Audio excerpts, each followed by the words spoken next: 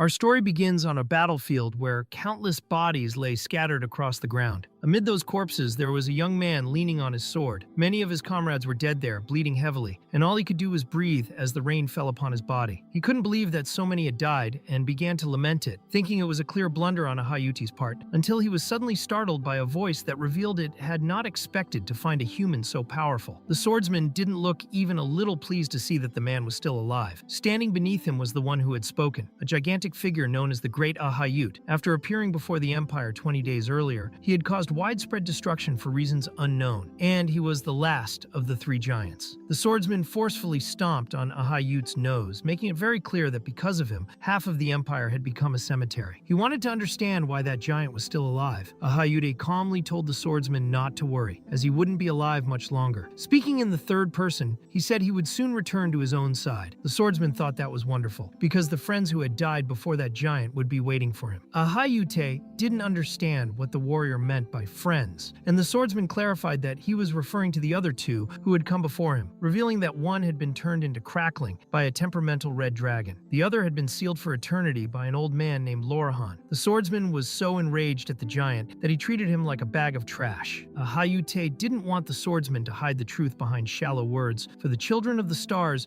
shared their senses with one another. They knew their opponents had been annihilated together, which meant that strong people like the swordsman himself no longer existed in that land. The swordsman told the giant to shut up because he was still alive. The giant warned him not to think too highly of himself, as his time was coming. Ahayute even admitted that he would have been happy if the swordsman had realized his own abilities earlier and put more effort into his training. He would have become an even greater obstacle to their desire. Hearing this only made the swordsman angrier, as he felt that everything being said was nothing but endless nonsense. He revealed that he had lived a terrible life, and all he wanted now was for the giant to shut up and die already. The giant thought he was a good human, and that it was fine to be proud. But in the end, the swordsman's world would be swallowed by starlight and vanish. Losing his patience, the swordsman swiftly beheaded him. Ahayute's head began to roll, and the swordsman was left lost in thought. No matter what he did, what had already happened could not be changed. Soon, memories of his comrades began to flood his mind. He remembered a young man with scars on his face, the moment they began to fight, and the moment he saw that same comrade die. The swordsman wondered if his comrades were truly there. Looking at their dead bodies, he thought they were all nothing but fools.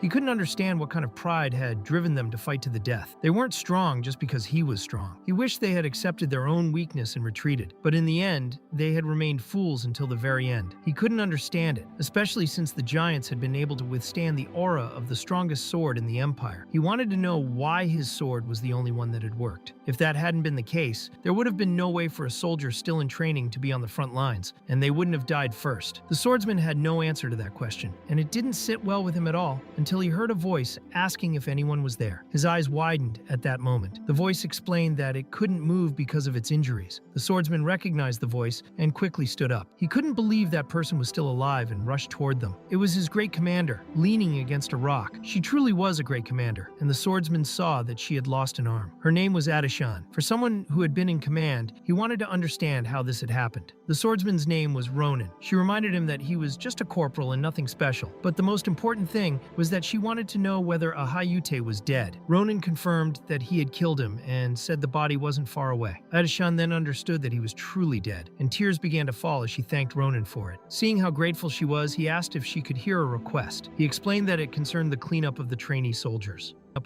Normally they were burned or abandoned, but he wanted those soldiers to be treated properly this time. Adishan admitted she wasn't sure, since he was more alive than she was and could do it better himself. Ronan said that he would like to do it, but suddenly he began to cough. Blood appeared in his hand, and he wondered how he was more alive than she was as his voice started to falter. He told Adishan that he might die at any moment. He felt he had spent most of his time wandering around and hadn't been able to do much. It seemed only fair to him that he would die. His commander asked if there was anything he wanted to do if he survived, and Ronan admitted that there were many things he wanted to do. But the only thing he could think about at that moment was what it would have been like if he had gone to the academy, and she couldn't understand what he was getting at. Ronan admitted that what the giant had said to him was deeply irritating, but more important than that was his sister's wish to send him to the academy. Soon, however, he would be returning to his family. Adishan told Ronan that once the storm passed, the search party would arrive, and the corporal warned his commander that he was a lost cause and that she shouldn't insist on saying meaningless things. Suddenly, water fell into a puddle, creating a glow that surprised the two of them. They soon realized that the rain had stopped abruptly. They quickly began to shout as a creature appeared right in front of them. Ronan was terrified by the fact that the creature had 8 wings, and the problem was that it wasn't the only one. There were several of them around. Ronan just wanted to know what the hell those things were and where they had come from. Adishan couldn't believe what she was seeing and began to think that the 3 giants had not been the end. Because of that, she hadn't been able to save that world. With her voice, she couldn't bring herself to think of a third time. With only one chance left, she couldn't see a way forward until Ronan began calling his great commander again and again, bringing her back to herself. He didn't understand why she had temporarily lost her sanity. He wanted her to use her telekinesis to throw him upward because he wouldn't be able to hit those creatures from where he was. Adishan didn't understand what he was trying to do, and he wondered whether she wasn't going to kill those creatures. She couldn't understand how he intended to fight in that situation, and he made it clear to his great commander that he couldn't just sit there while losing his life. Even if he died, he wanted to take at least a few of those creatures with him. Adishan was very surprised that he still hadn't given up in a situation like that, and now she saw Ronan as a great man. Understanding how they had managed to reach that point, she began to believe in something. She called Ronan and placed a hand on his shoulder. He told her to stop talking because he was busy, but she simply pressed her lips against his, turning the boy into a man. He was caught completely off guard. The failure had thought he would never succeed in life. He couldn't understand what was happening, and suddenly she put something into his mouth. He was obviously inexperienced and didn't understand anything, but she simply whispered a few things into his ear that he couldn't make out. He asked her to wait a moment, but she kept saying things he didn't understand, and he began to grow nervous. Then she called him again and told him that if they ever met again, he should tell her not to do anything stupid and to become a tailor. He was utterly incredulous at that moment. She said that she had done many things, but nothing compared to that. She also said it with a smile on her face as one of the creatures began to prepare its move. Then that creature unleashed its energy toward the two of them, and suddenly everything changed. Ronan opened his eyes in shock and began calling out to his great commander. He was in a completely different place. He was simply sitting on the grass, looking around in disbelief. There were children playing in the water, and he couldn't believe he was there. He wasn't in his homeland called Nimbutnal. He had returned to the past, and that was the first day of the regression. In the end, he realized that his great commander's words had been true. He remembered the moment when she had given him her blessing. He wondered what she had put into his mouth, and now he understood clearly that she had given him a temporal return pill. That was how she herself, once a tailor, had managed to rise to the position of great commander, even though the orb allowed an individual to return a total of 4 times. She had already used 3, leaving her with only 1 chance. She was giving that chance to him, along with the power to kill the giants. She believed that Ronan himself was the key to preventing the destruction of that world. Adeshan wanted him to improve his skills, and she was glad that he shared that desire. She wanted him to go to the Philion Academy if he wished to learn, because it was a place filled with incredible people whom she believed would help Ronan. He clearly remembered Adeshan asking him not to let her do anything stupid and to remain a tailor. Soon he began to lament and started shouting beside a tree, practically begging for all of it to be a dream and for him to wake up. Everyone stared at him as he screamed like a goat because he had no idea what he could possibly do alone in the past. Then he realized that since he was in the past, he could see his sister. Filled with excitement, he ran off. As he walked, he saw the entire neighborhood, and he only needed to run a little farther. That was when he noticed what was happening nearby, and he didn't like it at all. He saw them messing with a child, leaving the boy hanging upside down. He wanted to understand why the hell those boys were bullying that other kid. In the end, he had almost forgotten all about it, and in any case, things shouldn't have been able to change since he had gone back to the past. But then he saw something that frightened him even more. That kid wasn't being held up by a rope, but by magic. To Ronan, someone that valuable was hard to find on the battlefield, so it was strange to see one like that in a rural town. Then he realized that, back then, he was certain such people had been around as well. In that place, there was a red-haired boy who was clearly terrified by what those kids were doing. He wanted to know how long they were going to keep it up, because at this rate, something bad was going to happen to that kid. The boy begged them to stop doing that to him, and in a trembling voice, he said that he really didn't have any money. He explained that his mother's medicine that month had been expensive. However, the blonde boy made it clear that he had nothing to do with that kid's problems. He didn't care about the boy's health and soon raised his hand to strike him. He slapped the kid hard across the face, making it clear that if he wanted to be a subordinate, he needed needed to bring in more money. The other boys watched and found it amusing, until the blonde guy called out to the boy who was using magic to keep the kid upside down. He told him that the kid didn't know his proper place and ordered him to lift the boy up to the top of the tree. This made the red-haired boy feel terrible, and with a shaky voice he said he couldn't do something like that because lifting the kid that high would put him in serious danger. The blonde boy couldn't understand why he was so scared because in his view, he wasn't holding the kid himself in any way. Then he ordered the red-haired boy, whose name was Asel, to lift the kid immediately,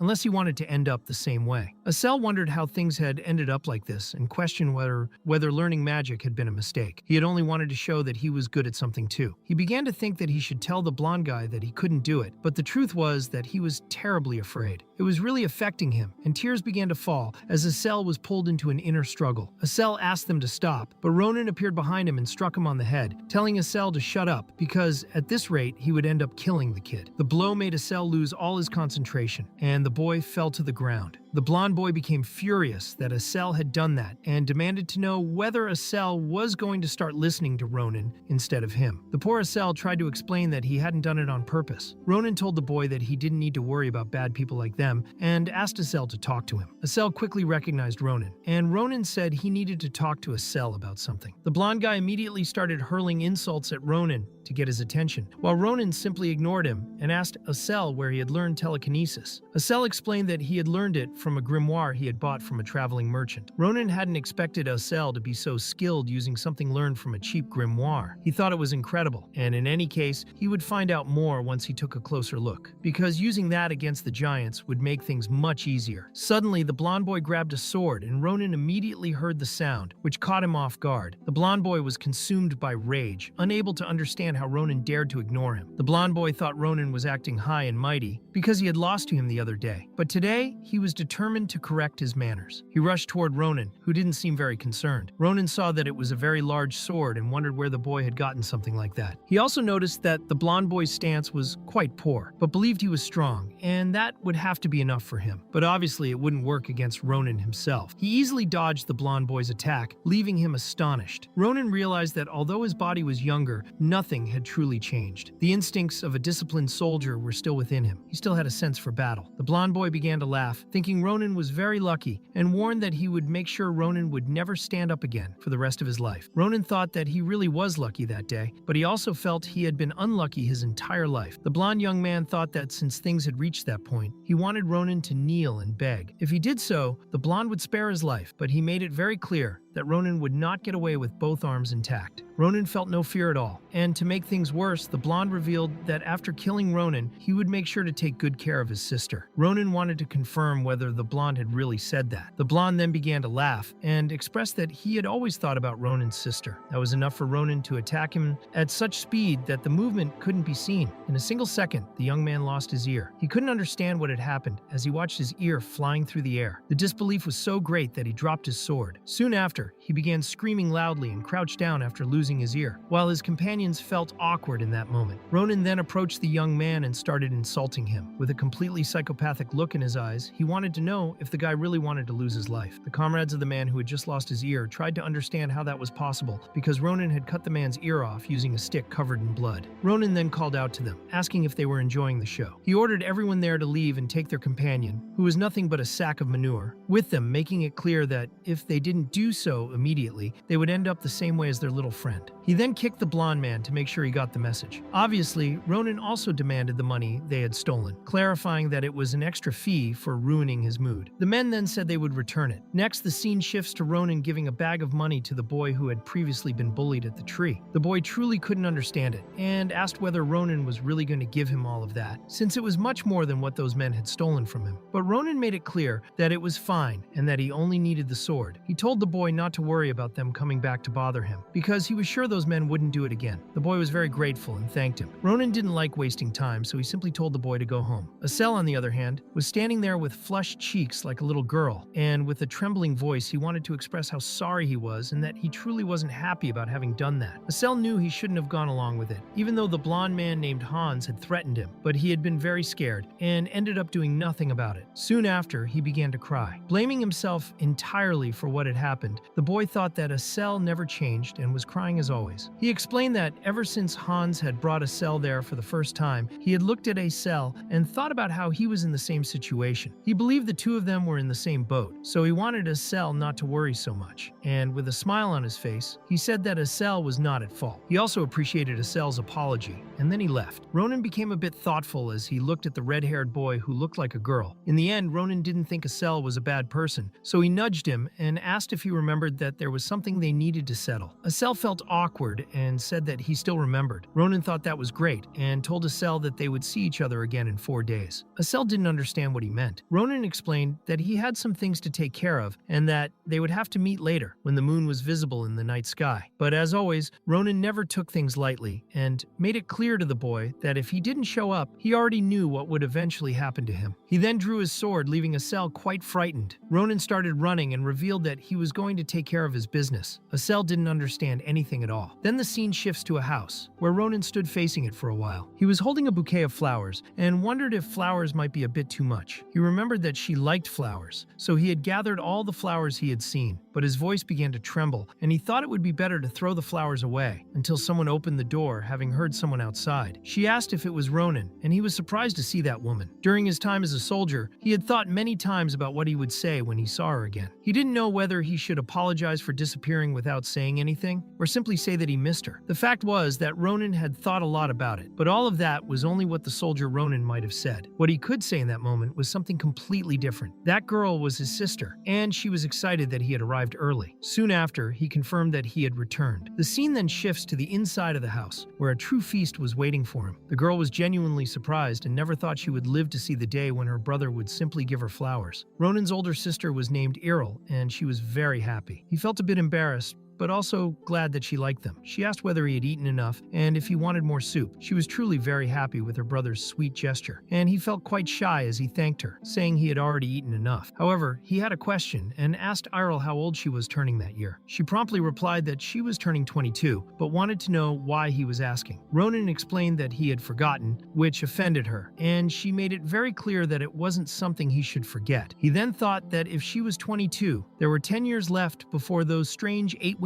creatures would appear again. Errol placed her hand on his forehead to see if he had a fever, but she didn't think he felt hot or anything like that. Ronan thought his sister was exactly as he remembered. She was still amazing to him, very kind, and she made him wish that moment could last forever. But in 10 years, to protect that world and his sister, he truly needed to prepare. He then told Errol that he had something to say, explaining that he was thinking about enrolling in an academy. She was a bit incredulous at first, until she burst into happiness, asking if he was serious. She asked him to repeat it, afraid she had heard wrong, and Ronan made it clear that it was exactly what he had said. Errol was surprised, since he had never listened to her when she talked about that before. She then began running around the house like a madwoman, saying she had no time to waste. Ronan didn't understand what was going on, but Errol said she had always known that day would come. He was smart, and she was sure he would do well at everything. He felt grateful for the compliments. Suddenly, she grabbed a huge cauldron and made it clear that it was the gift she had for him. He immediately leaned in to see what was inside. The cauldron was full of money, and Errol revealed that she had been secretly saving all that money to surprise her brother. If he ever changed his mind about the academy, she wanted to be able to pay everything at once. Ronan thought his sister was incredible and wondered when she had managed to save all of that. He also explained that even though he appreciated the gift, he wanted her to use it because that amount wouldn't be enough. Errol didn't understand what he meant and said that it was far more than it looked. She didn't even know which academy her brother wanted to attend, and before she could finish speaking, Ronan said that he wanted to go to the Imperial School, also known as the Frieren Academy. After hearing that, she practically collapsed. The Frieren Academy was the best educational institution in the Empire, with the finest teachers on the continent and backed by the vast funds of the imperial family. It was a place that offered the best education one could receive, with prestige great enough to be called a factory of heroes. Its status was extremely high. The great commander Adishan, the master swordsman Shalifin, and even the worst criminal, the Winter Witch, all came from that academy. Those people were also very useful during the war, so useful that Ronan could understand why the great commander had mentioned that academy to him. With such high entry standards and enormous fees, its fame was also a problem for him, but he never imagined his sister's reaction would be like that. He was walking alone through the forest, wanting wanting to show his sister all the results he could achieve. That was when he ran into Asel there, something he hadn't expected at all. He mistakenly called him Mazel, and the boy quickly corrected his name. Asel explained that Ronan himself had said he wouldn't let him live if he didn't show up. Ronan told Asel to forget about that. He also revealed that the night would be long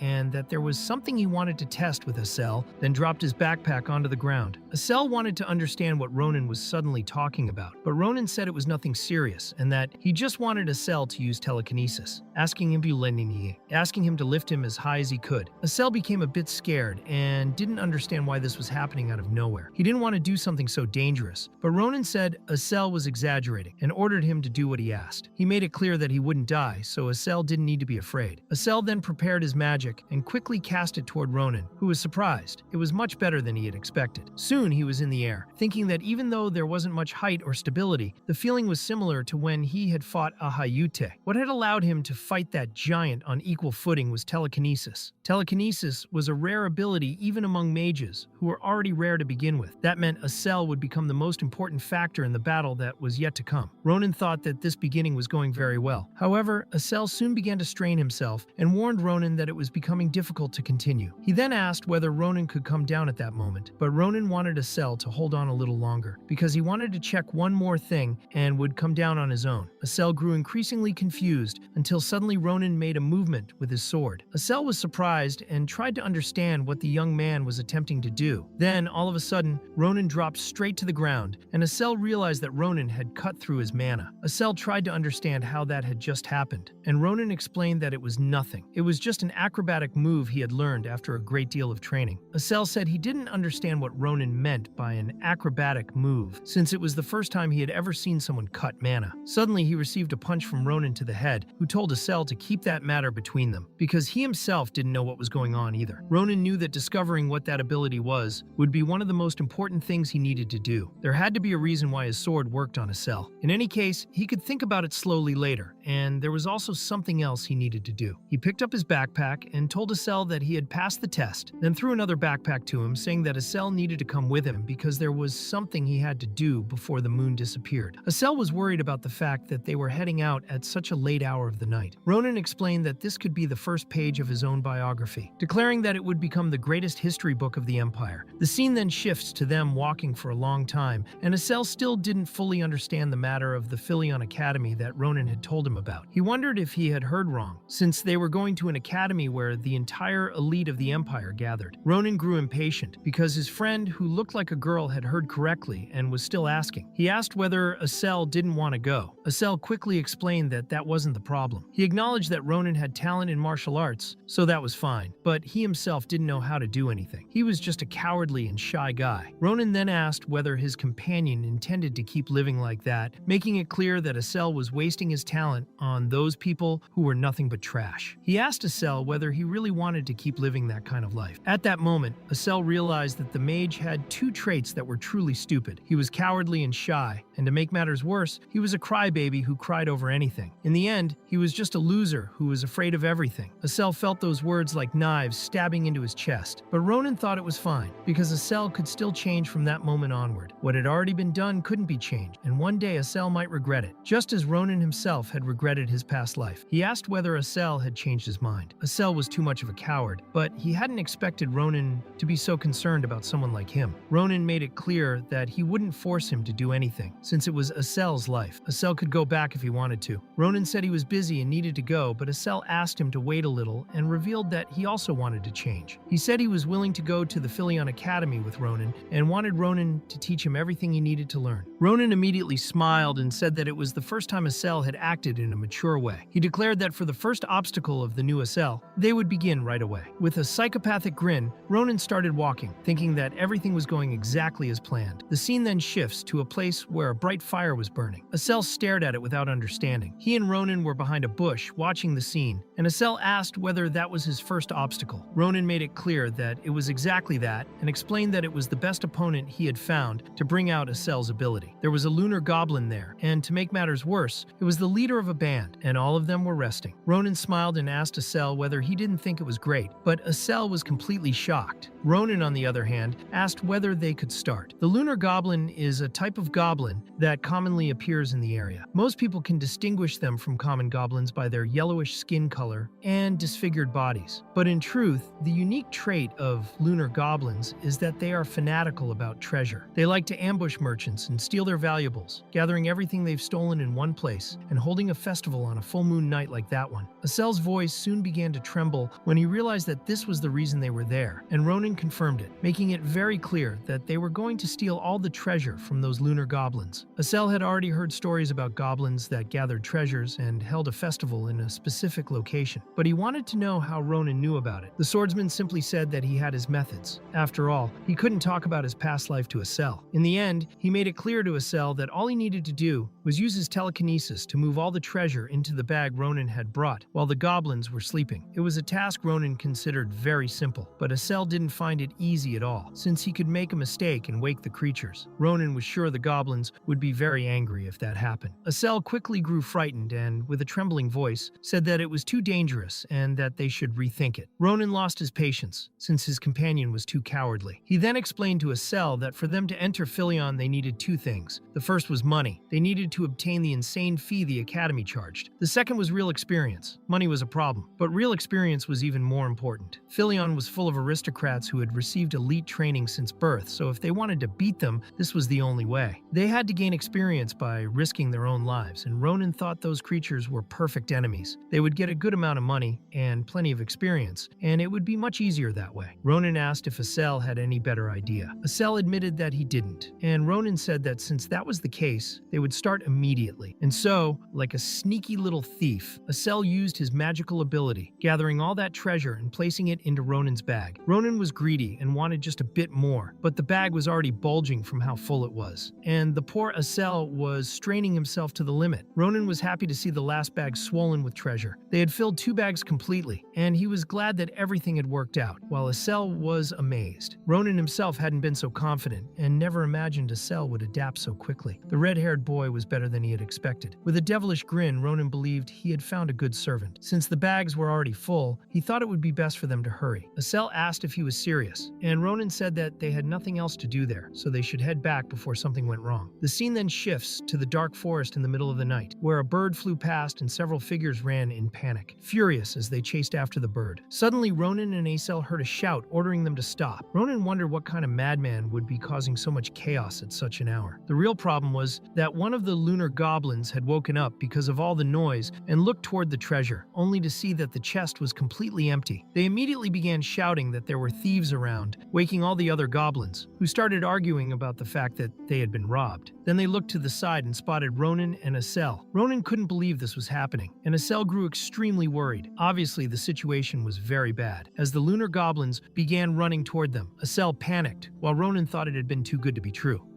Asel just wanted to know what they should do, begging Ronan to give up the treasure and start running. But Ronan was greedy and didn't want to lose that great opportunity. After all, it was the only way they would be able to pay for their classes. Suddenly, the lunar goblins got very close, and Asel started screaming like a little girl. Ronan looked at his sword, a long blade made of cheap steel, and with its weight and hardness, he thought it could withstand about 15 strikes. The problem was that there were around 30 lunar goblins there. Some of them leapt forward to attack Ronan, and Asel's panic only grew as he begged him to be careful. Ronan thought only about the 15 strikes and believed that would be enough. He quickly drew his sword and, in a single motion, made 3 of them lose their heads. Asel couldn't believe the grape juice he saw flying around him. Ronan kept in mind that now there were only 14 strikes left. The scene then shifts to him driving his sword into the last lunar goblin. He thought that, in the end, it hadn't been so bad, but the novice mage was devastated, thinking all of it was impossible and trying to understand what he had just witnessed. Ronan had decapitated 3 lunar goblins with a single strike, and the others who came after them were simply annihilated. The most shocking part was that Ronan had vanished for a single second, slicing all of them apart and reappearing in an instant. Asel thought Ronan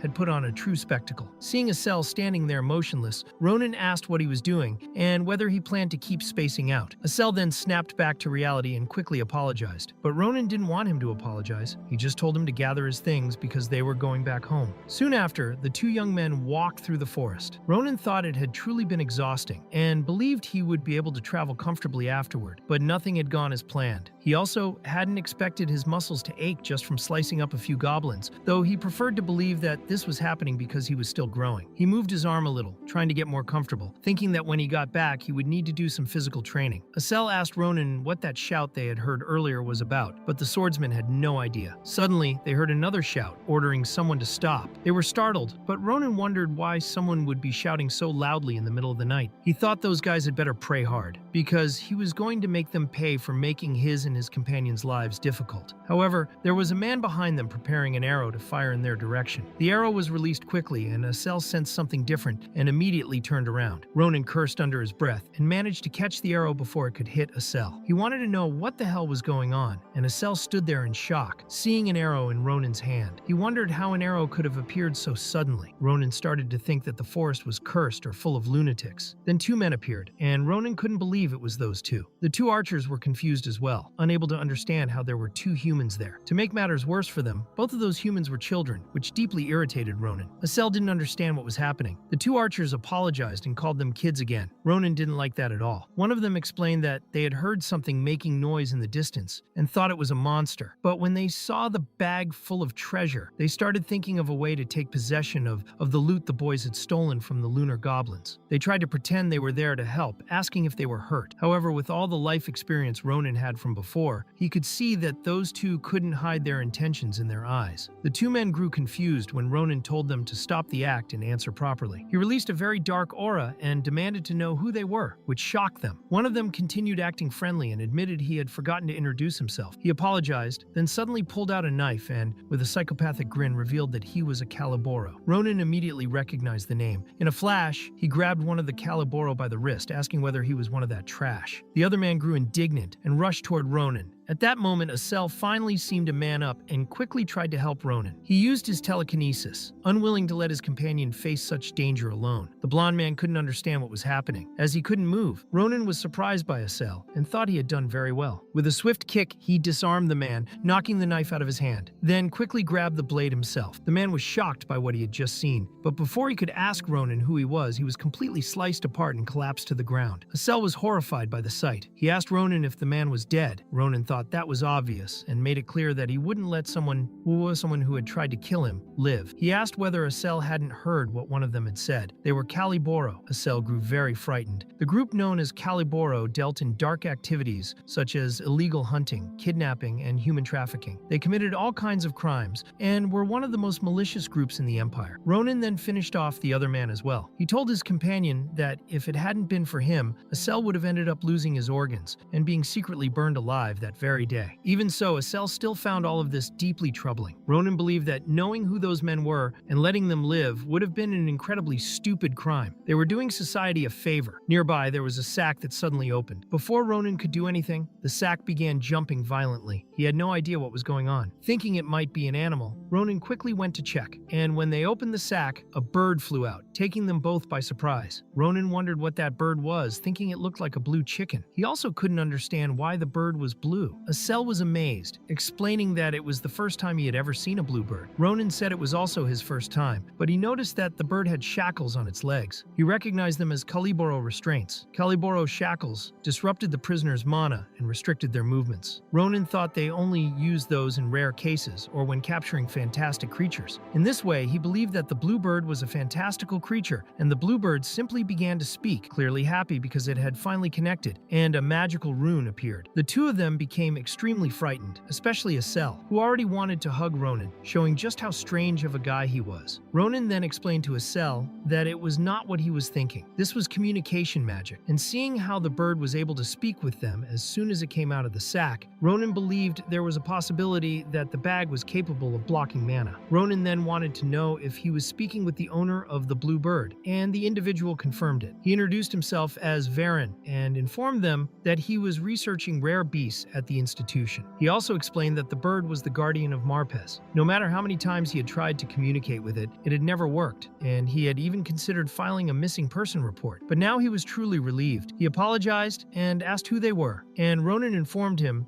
that they were merely travelers. Ronan explained that they had ended up fighting some thieves who had kidnapped the bird, and in the end, he thought the memories were far too bloody to explain. Basically, he wanted Varen to understand that they had saved the bird. Varen was surprised to learn that the blue bird had been kidnapped by thieves, and at that point, he told Ronan that he was in his debt. Varen did not know how to repay such a favor. Asel thought he did not need to do anything in return, but he also wanted to know how they could return the bird to Varen, since the blue bird seemed exhausted from being chained. Ronan asked whether, if he removed the shackles, the bird would be able to fly, and Varen believed so. He also explained that dream birds had a strong sense of direction, and that, if it were freed, it might be able to return on its own. Ronan quickly drew his sword and struck toward the bird, causing a huge fright. However, he had simply hit the shackles, which shattered into several pieces almost instantly. Ronan wanted the bird to return to its owner and not leave Varen worried. The blue bird was truly grateful to Ronan for doing that, and suddenly it turned its back to him, leaving Ronan confused. As the bird was now facing away from him with its rear toward him, he wanted to understand what that meant, especially since the bird was even wiggling. Varen explained that the bird wanted him to pull out a feather, as that way they would be able to meet again in the future. It would basically function like a compass to its main body, and so Ronan quickly removed a feather. Varen then told Ronan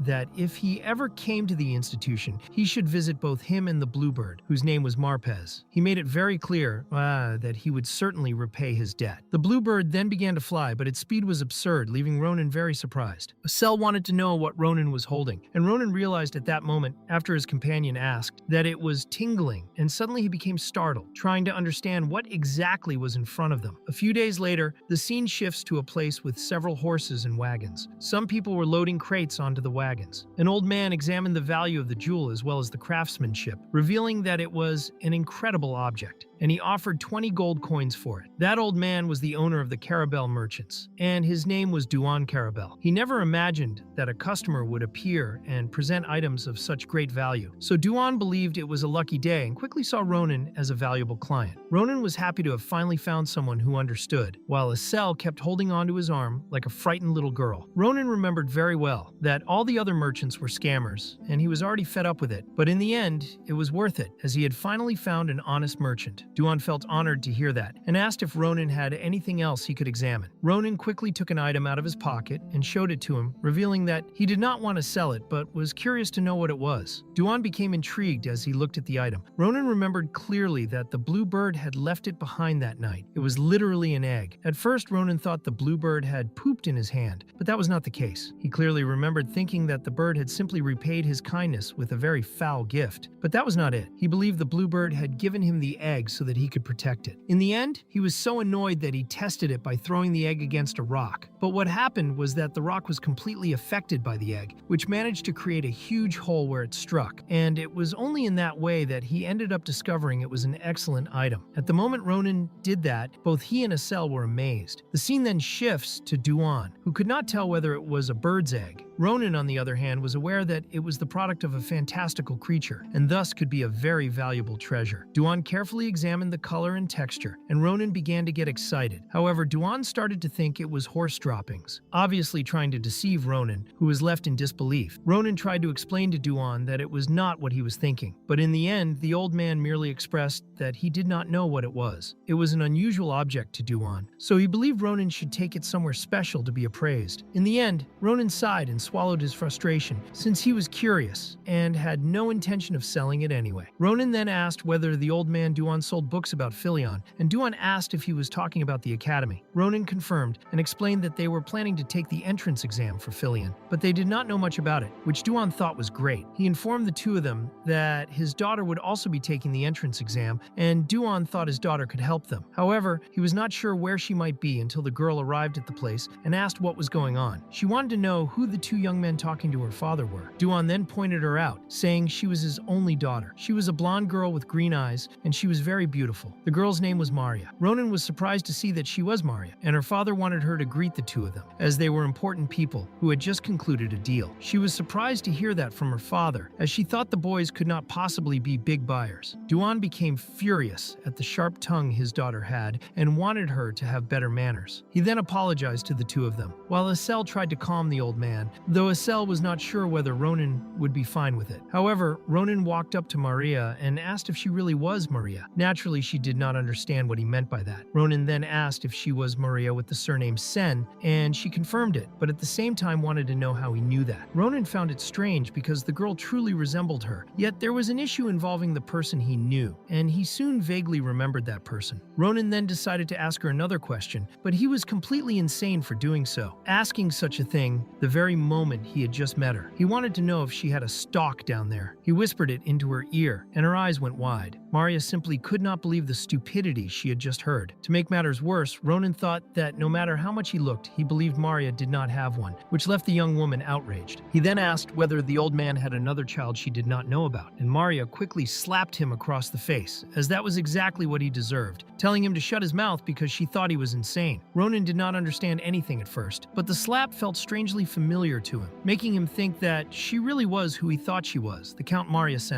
At that moment, a terrible confusion took shape. Maria Sen had once been Ronan's comrade in arms in a place called Armarlin, where Maria was in charge of supplies. With an excellent work ethic and an easygoing personality, he made friends with everyone, and Ronan truly admired Maria. However, whenever they talked about stalks, Maria became quite irritated and had the strange habit of slapping others. Ronan had always been curious about the reason for this and wanted to ask him about it if they ever met again. But that opportunity never came, as Maria had died before that. Ronan never expected to find his answer there. He realized that Count Maria Sen was actually a woman. Seeing him laugh, Maria wanted to know whether the slap she had given him was not enough, and since that was the case, she was willing to hit him again. However, Ronan grew irritated and punched her on the head, telling her to stop, leaving her with a huge bump thanks to the punch. He made it very clear that she should not get full of herself, as he had allowed her to hit him the first time. Ronan explained that he had let her hit him earlier because he had made a mistake, and that only made Maria willing to hit him several more times, since she thought he was completely crazy. She quickly grabbed him by the hair, while he grabbed her face, and she demanded to know what the hell he was going to do, making it clear that Ronan was a dead man. Asel and Duan could only watch the fight, which looked like a quarrel between husband and wife. Soon, the two of them began rolling on the ground, and Asel and the old man decided to stop the fight. After some time, the scene shifts again. Asel was in disbelief, trying to understand what had happened between the two of them, because they had been trying to kill each other just moments ago, and now they were calmly talking while examining the sword until they noticed how surprised Asel was. Ronan was showing her his weapons. There were 3 swords and a magic staff. She wanted to understand why he carried 3 swords, since she thought that would make them harder to transport. Ronan explained that he used his swords in a rather destructive way, so it was all a precaution. He then asked what Maria thought of that sword. She did not think it was a bad sword, but the black iron sword was much better. Black iron was a very hard material, and therefore highly sought after by renowned knights. She showed him a sword and said that, although she did not know how rough he was with his weapons, she believed that sword would not break. The black iron sword had been one of her favorites in her past life. She also thought the magic staff had an excellent magic stone, and she looked at Asel, wanting to know if he was the mage, even calling him a cutie. Asel confirmed it with great enthusiasm. Maria then wanted to know what kind of magic he used, and Asel revealed that it was telekinesis. Maria was shocked to learn his technique and immediately told him he was amazing, saying that if he could use it properly, he might even earn a scholarship at Frieren Academy. Maria then wanted to know what technique Ronan planned to use, but he did not know. She explained that to enter the academy, there was a practical exam in which he needed to impress the professors and demonstrate his techniques. She also said that the theoretical exam was very difficult, but not as hard as the practical one, and that anyone who passed the practical exam had a very high chance of passing overall. He needed to prove himself worthy to enter. Ronan thought that a swordsman only needed good fencing skills. He asked what people usually demonstrated in the exam, and Maria explained that most nobles showed their family's secret techniques, while most martial artists and common applicants showed their mana-based combat techniques. That information surprised him. He asked whether children who used swords at that age could use mana even if they were not mages. Maria was confused because there was no way to be a Frieren student without knowing that using mana was literally mandatory. One had to feel their mana unconsciously and use it in combat. That was truly basic knowledge for them.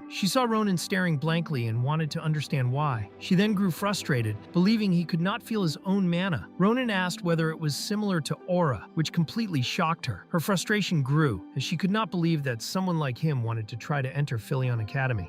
She made it very clear that not even the craziest person could say that aura and mana were similar things. Ronan somehow felt she was exaggerating, but Maria did not accept that and immediately stood up, telling him to follow her. She asked him to bring his swords, since she had left hers at the blacksmith. Ronan did not understand why she was so confident, because he was genuinely worried she might damage his swords, but she told him not to worry. Everything would be over before any breakage happened, and if something did break, she promised she would pay triple for it. He still did not look very pleased, but in the end, she just wanted him to stop grumbling and follow her, informing him that she would give him special training. Mana was the root of nature's power and, like air, a natural energy that existed everywhere in the world. However, that did not mean everyone could use mana. To use mana, an individual had to see and feel their own mana, and that was not all. They also had to be able to use mana senses. Reaching that stage depended on training, innate talent, and other factors, but it normally took about a year of training for someone to begin sensing it. Philion applicants had already surpassed that stage, and after learning their own mana techniques, they went to the academy. That was why Maria wanted him to forget about sensing for now. He did not even know the difference between mana and aura, yet he still wanted to go to Philion Academy, which made no sense to her. Ronan held one sword while she held two, though she admitted that from a certain perspective, aura could be considered a type of mana. But the difference between them was like heaven and earth. Ronan asked if it was really that different. Maria explained that there were individuals with great talent who trained for at least 10 years. Yet even with such a surreal amount of effort, they still could not obtain that power, and that was aura. She wanted to know if he understood at least a little, and somehow he did. Ronan remembered encountering such people on the battlefield from time to time. They acted arrogant for being aura users, and all wielded a similar power. He also remembered how annoying those guys were, though he had unexpectedly discovered just how incredible that power was. Still, in the end, a person could die if they were cut. Maria quickly grew tired of all the explanations and wanted to start right away. She believed he would learn much faster by using his body rather than his head. Ronan, however, thought she was not that impressive since she was still very young, but then she moved extremely fast, leaving him completely surprised. He quickly tried to block her attack, finding everything about it astonishing, and swiftly escaped her pressure. She was able to exert tremendous power despite being so young, and she also wielded two swords. Ronan still had not fully seen it, but he wanted to know whether that was a fighting style that used mana. At that moment, Maria only wanted to know what was wrong with that man. She planned to end it in a single blow and show him the power of mana so that he would give up on the test. She thought it would be better that way than for him to be humiliated in the testing grounds. Instead, she was the one being pressured by him, and she could not imagine that someone who could not use mana could be so skilled. She thought it was impossible. Ronan wanted to know what she was thinking, and he quickly pressed her again and prepared an attack, making it clear that she should dodge rather than block. Maria was confused at that moment, but she thought quickly and managed to evade his strike. The dodge was so violent that she had to drive her sword into the ground to stop herself. She knew she had been in great danger just then. She realized that the young man was not normal, and Ronan thought she was not a normal girl either. He told her that setting mana aside, her swordsmanship was excellent, but her swing was a bit rusty. With that, he sheathed his sword and told her she should fix that, as it would greatly improve her skills. Maria wanted to know where he was going. She grew irritated and said that he had not won just because of that. Ronan did not care and only wanted her to keep her word, since she had said she would pay triple, and she had indeed broken his sword. She had not noticed and widened her eyes when she heard that. She asked when she had done that, and he simply told her to prepare the swords. Asel, being his adorable self, tapped her on the shoulder to get her attention and said that she had done a good job. In the end, Asel did not understand much of what was going on, and Ronan told him to hurry up because he was tired. In the end, Maria only wanted to understand who those two really were. The scene then shifts to the next day. Ronan said he was there to collect his money, but he truly wanted to understand what all of that was, as there were many books. Maria explained that they were theory books for Philion's written exam, as well as summaries she had made herself. She made it clear that he needed all of it, since there was only 1 month left until the exam, though she said it with a certain pleasure, thinking he would lose. Ronan wanted to understand why she was going so far, and in the end, he believed she was planning to sabotage him. However, she revealed that he did not need to worry, because she genuinely liked both him and Asel. That was why she was giving them those materials, because she wanted them to pass. She said it was a gift, so everything was free. Since it was free, Ronan decided to take it. Maria also said she would have liked to teach him personally, but due to her duties, she had to leave at that moment. She asked the two of them to study hard, because she would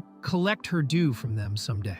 Ronan made it clear that the same applied to her. Soon after, she was already atop the wagon saying goodbye and telling them they would meet again in the capital on the day of the exam. At that moment, Ronan grew thoughtful. He believed he needed to train that weak body and also needed to study. Studying was something he was not very good at, but he did not think it felt bad either. After returning home, Ronan's life went on as usual, but something had begun to change. He ate with Errol, who was quite surprised and said it was good to see him eating so much. Things had changed to the point that his stomach was almost bursting after every meal. He burned off all those calories by hunting monsters around the village, increasing his stamina and adaptability. He trained by fighting them, and once he had taken down all the monsters, he felt a great sense of relief and thought he could end it there for the day. He kept doing this until there were no monsters left around the village. Above all that, he studied, something unimaginable for a soldier like him. He grew irritated while studying and had to memorize northern dining etiquette. Even without knowing how everything would turn out, Ronan gave it his all. After the month passed, the climax of the story finally arrived. He was in Valon, the central city. At its heart stood the Empire's finest educational institution, better known as the White Tower. Asel stood there with his mouth open, staring at Frieren Academy. He thought it was a very beautiful place, but Ronan scolded him for standing in the middle of the street, telling him to stop acting like a country bumpkin and get inside, or they would be late for the exam. Asel looked at Ronan differently and wanted to know what had happened to him. Asel explained that he was a bit surprised. After just 1 month, Ronan had grown bigger. Ronan immediately snapped at the poor guy, telling him to stop talking nonsense and hurry to the exam. As Ronan began walking, he thought that since he was in that place, he might encounter the so-called Sword Saint, a man named Schlieffen, one of the descendants of the Grancia, a prestigious family of swordsmen. He was said to be a genius, regarded as the strongest in the Empire. Ronan believed that Schlieffen was probably around the same age as him, and that he would meet that guy during the exam. In any case, Ronan did not care much about it. Asel then asked whether Ronan still had that thing, and Ronan did not understand what Asel was getting at. Asel reminded Ronan about the bluebird's feather, the one from the bird they had saved back then, which was supposed to lead him to its owner. Ronan had already forgotten about that, but he revealed that he had placed the feather in his backpack before leaving. He vaguely remembered the old man saying that he lived in the capital. Ronan planned to visit him after the test. However, the bluebird's feather suddenly pointed toward the highest floor. The scene then shifts to the top floor, where Frieren was lamenting how difficult things were. He was not used to being a professor and wondered whether he should return to being a researcher. He sought the bluebird's advice, and Marpez somehow communicated with him, receiving a gentle pat in return. Frieren believed that in some way he needed to keep going so that he could repay the hero who had saved the bluebird's life. Frieren Ganeshire, a professor of zoology at Frieren, was known for being a rather foolish man. Soon he received a warning from the little bird and decided to open the window to let some air circulate, as the bird thought the hero might visit them that very day, and it would be troublesome if the air was not flowing. Suddenly they heard a noise, and Frieren realized that Ronan was standing at the window, looking perfectly calm. Frieren was badly startled, while Ronan took it naturally and asked whether Frieren was, in fact, the bird's owner.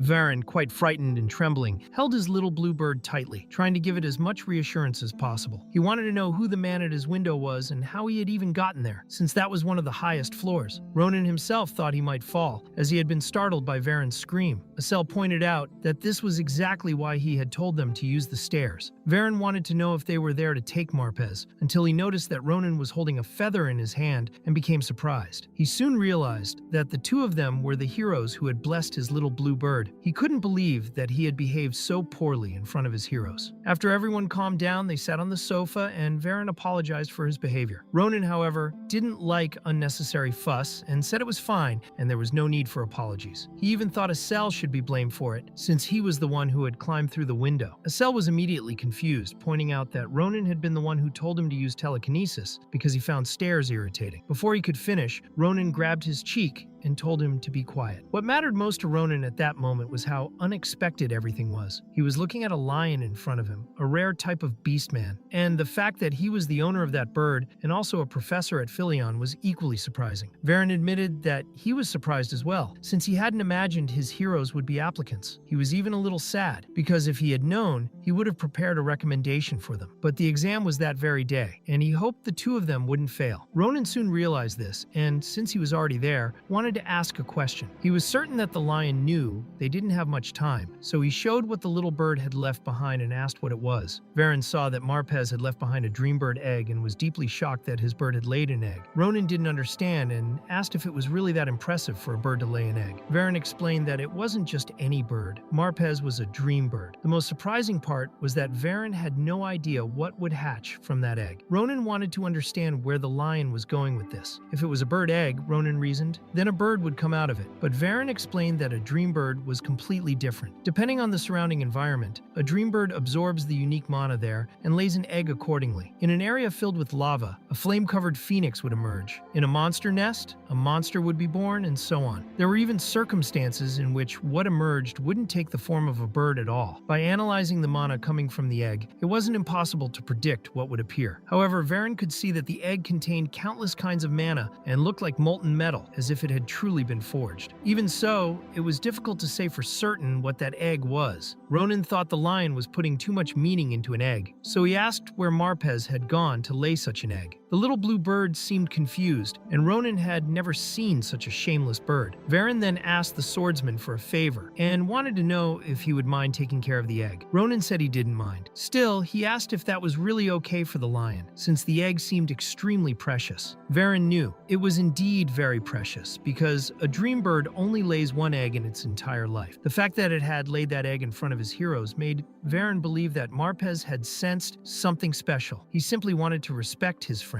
with whom he had spent so much time. For that reason, he wanted to entrust the egg to Ronan. Ronan was fine with it, as he was curious to see what would hatch from the egg. In the end, Ronan said it was almost time, and that they had finished clearing up their doubts. However, Varen had more to say. He stood up and said he had been thinking about how to reward Ronan and had come up with something great. He handed Ronan a scroll and explained that it would help him hatch the egg. Naturally, neither of them knew what it was. The scene then shifted to some time later, in the practical test hall, the main building of Galelian Castle, at the waiting area for martial artists, where many people stood with their swords. A man announced that the exam of Candidate 111 had ended. He then called Candidate 112 to take the exam. Everyone was obviously nervous, and Ronan realized he would be next, though he was irritated because the organization of the place was making him wait too long. Maria was beside him and explained that it was like this in every test. Ronan asked why she was dressed that way and whether it wasn't uncomfortable. Maria told him she had taken extra care with her appearance. Philion Academy was a private academy full of nobles. They could become valuable clients later on, so she thought it was important to make a good impression. Ronan thought she was trying too hard. Maria said it would have been nice if the cutie were there, which was a pity for her. She was referring to Asel. Ronan thought there was nothing to be done since the mage's test was held elsewhere. He would just be glad if Asel wasn't crying alone. Soon they announced that Candidate 112's exam had ended, and the candidate's expression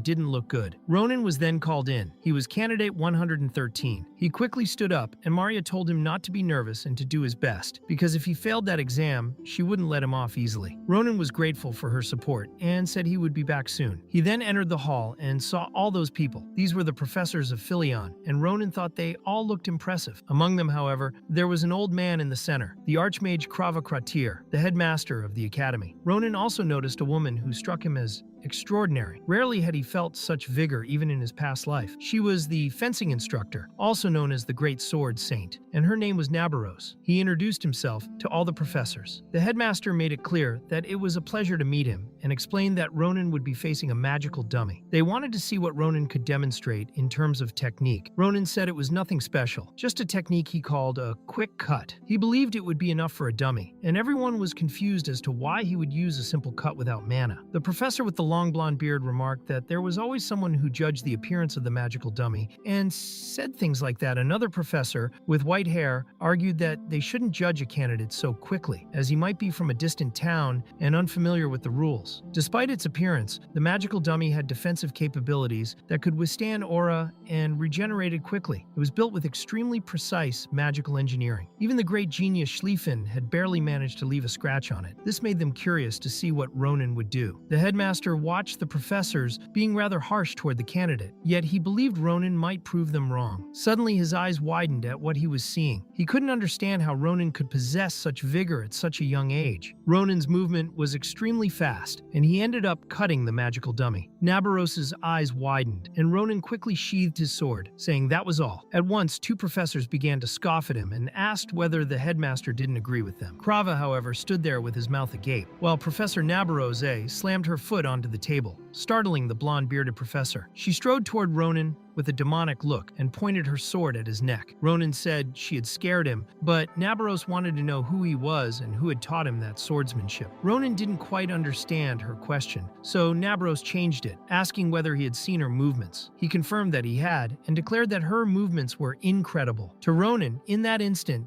it should have been difficult even for her to draw her sword, but she had not only drawn it, she had also swung it 3 times. Nabaros confirmed everything he had said. It was exactly as he had shown. That, she said, was the so-called arrogant cut. Ronan's eyes widened at that moment. Nabaros then asked whether he thought she wouldn't recognize his swordsmanship. She knew he had deliberately slowed down the final cut in case they didn't see it, as if he were underestimating all the professors. She thought he was extremely arrogant and asked whether Ronan had forgotten where he was. Headmaster Krava Kratir merely observed, while the theoretical professors truly understood nothing. They simply hadn't been able to see the boy's movement. At that moment, Ronan believed there had been a misunderstanding. He had only held back because he thought the sword wouldn't withstand the final cut. Judging by her mood, Ronan believed Professor Nabaros wouldn't believe him. She quickly pulled her sword away from his neck, turned her back to him, and said she would remember him. Ronan couldn't believe that was all. Nabaros then declared that she would personally see to teaching him. Only then did he realize it wasn't over. She returned to her seat, and the headmaster pondered her words. He believed that Professor Nabaros wanted the student as her disciple. Perhaps then, he would need to pay close attention. Krava Kratir told Ronan that he had done a good job and that they would conclude his test with a simple question, one without a definitive answer. The headmaster asked what Ronan had come to learn at the academy. The swordsman replied that,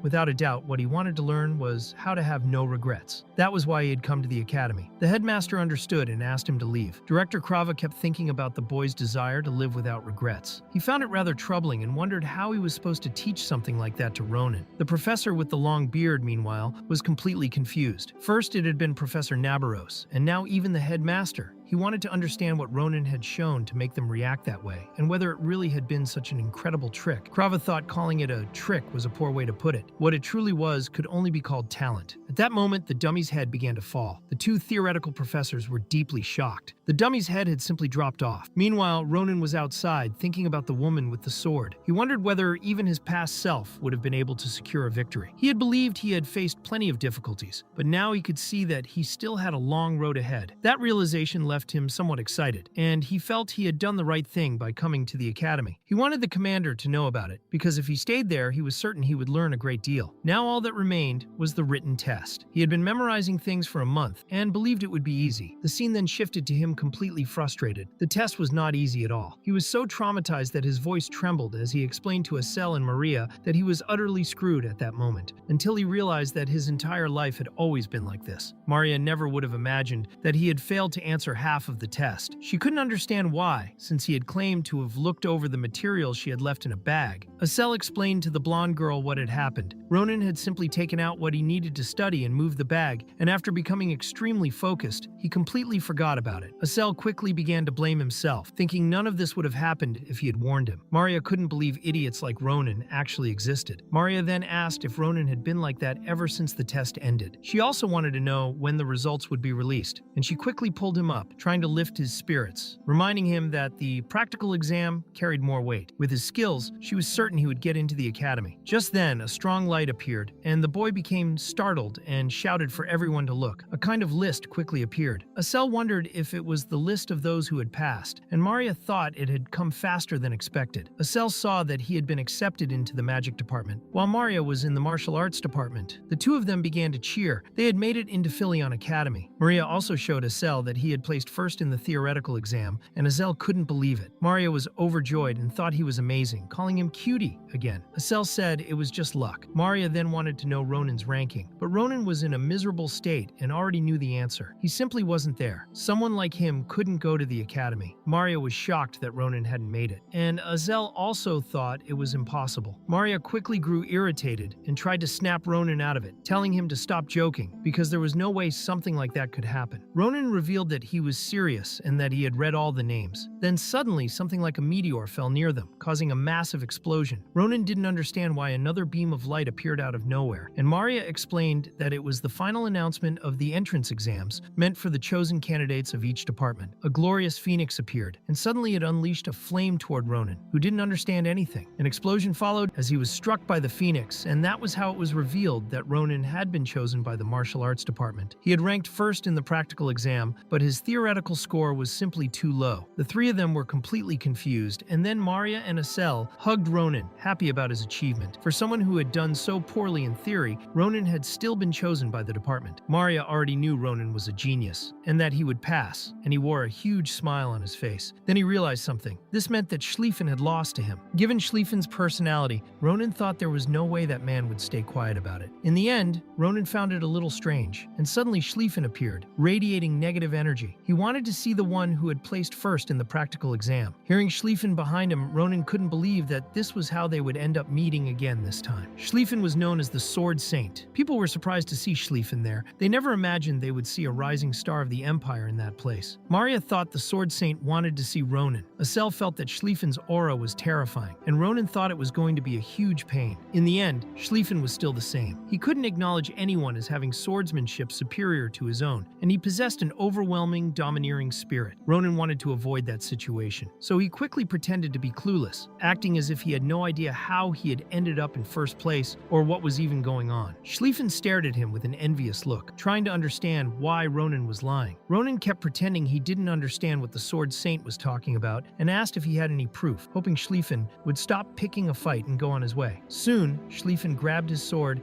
and said he would show proof. He made a move, and Ronan quickly blocked the attack. However, he did so in shock, and his two friends were equally surprised by that movement. Schlieffen asked if that was enough, and declared that if Ronan hadn't truly been in first place, he wouldn't have been able to react to a move like that. Everyone present believed the two were about to start fighting. Schlieffen wanted Ronan to show the skills that had defeated him. Ronan thought the Sword Saint was crazy, but since that was what he wanted, Ronan had no problem showing him. He quickly struck Schlieffen's sword, making it clear that he would demonstrate, and thus the fight began. Ronan's movement was so fast that Schlieffen was caught off guard and barely managed to block at the last second. Ronan felt he had already done more than enough and asked if Schlieffen was satisfied yet. However, Schlieffen looked at the arm holding his sword and saw it trembling violently. He soon admitted that it made sense for Ronan to have such a high score, since he had good technique. Still, as Schlieffen expected, he closed in on Ronan at high speed and made it clear that it wasn't enough to defeat him. Ronan promptly called him a maniac and told the Sword Saint to relax,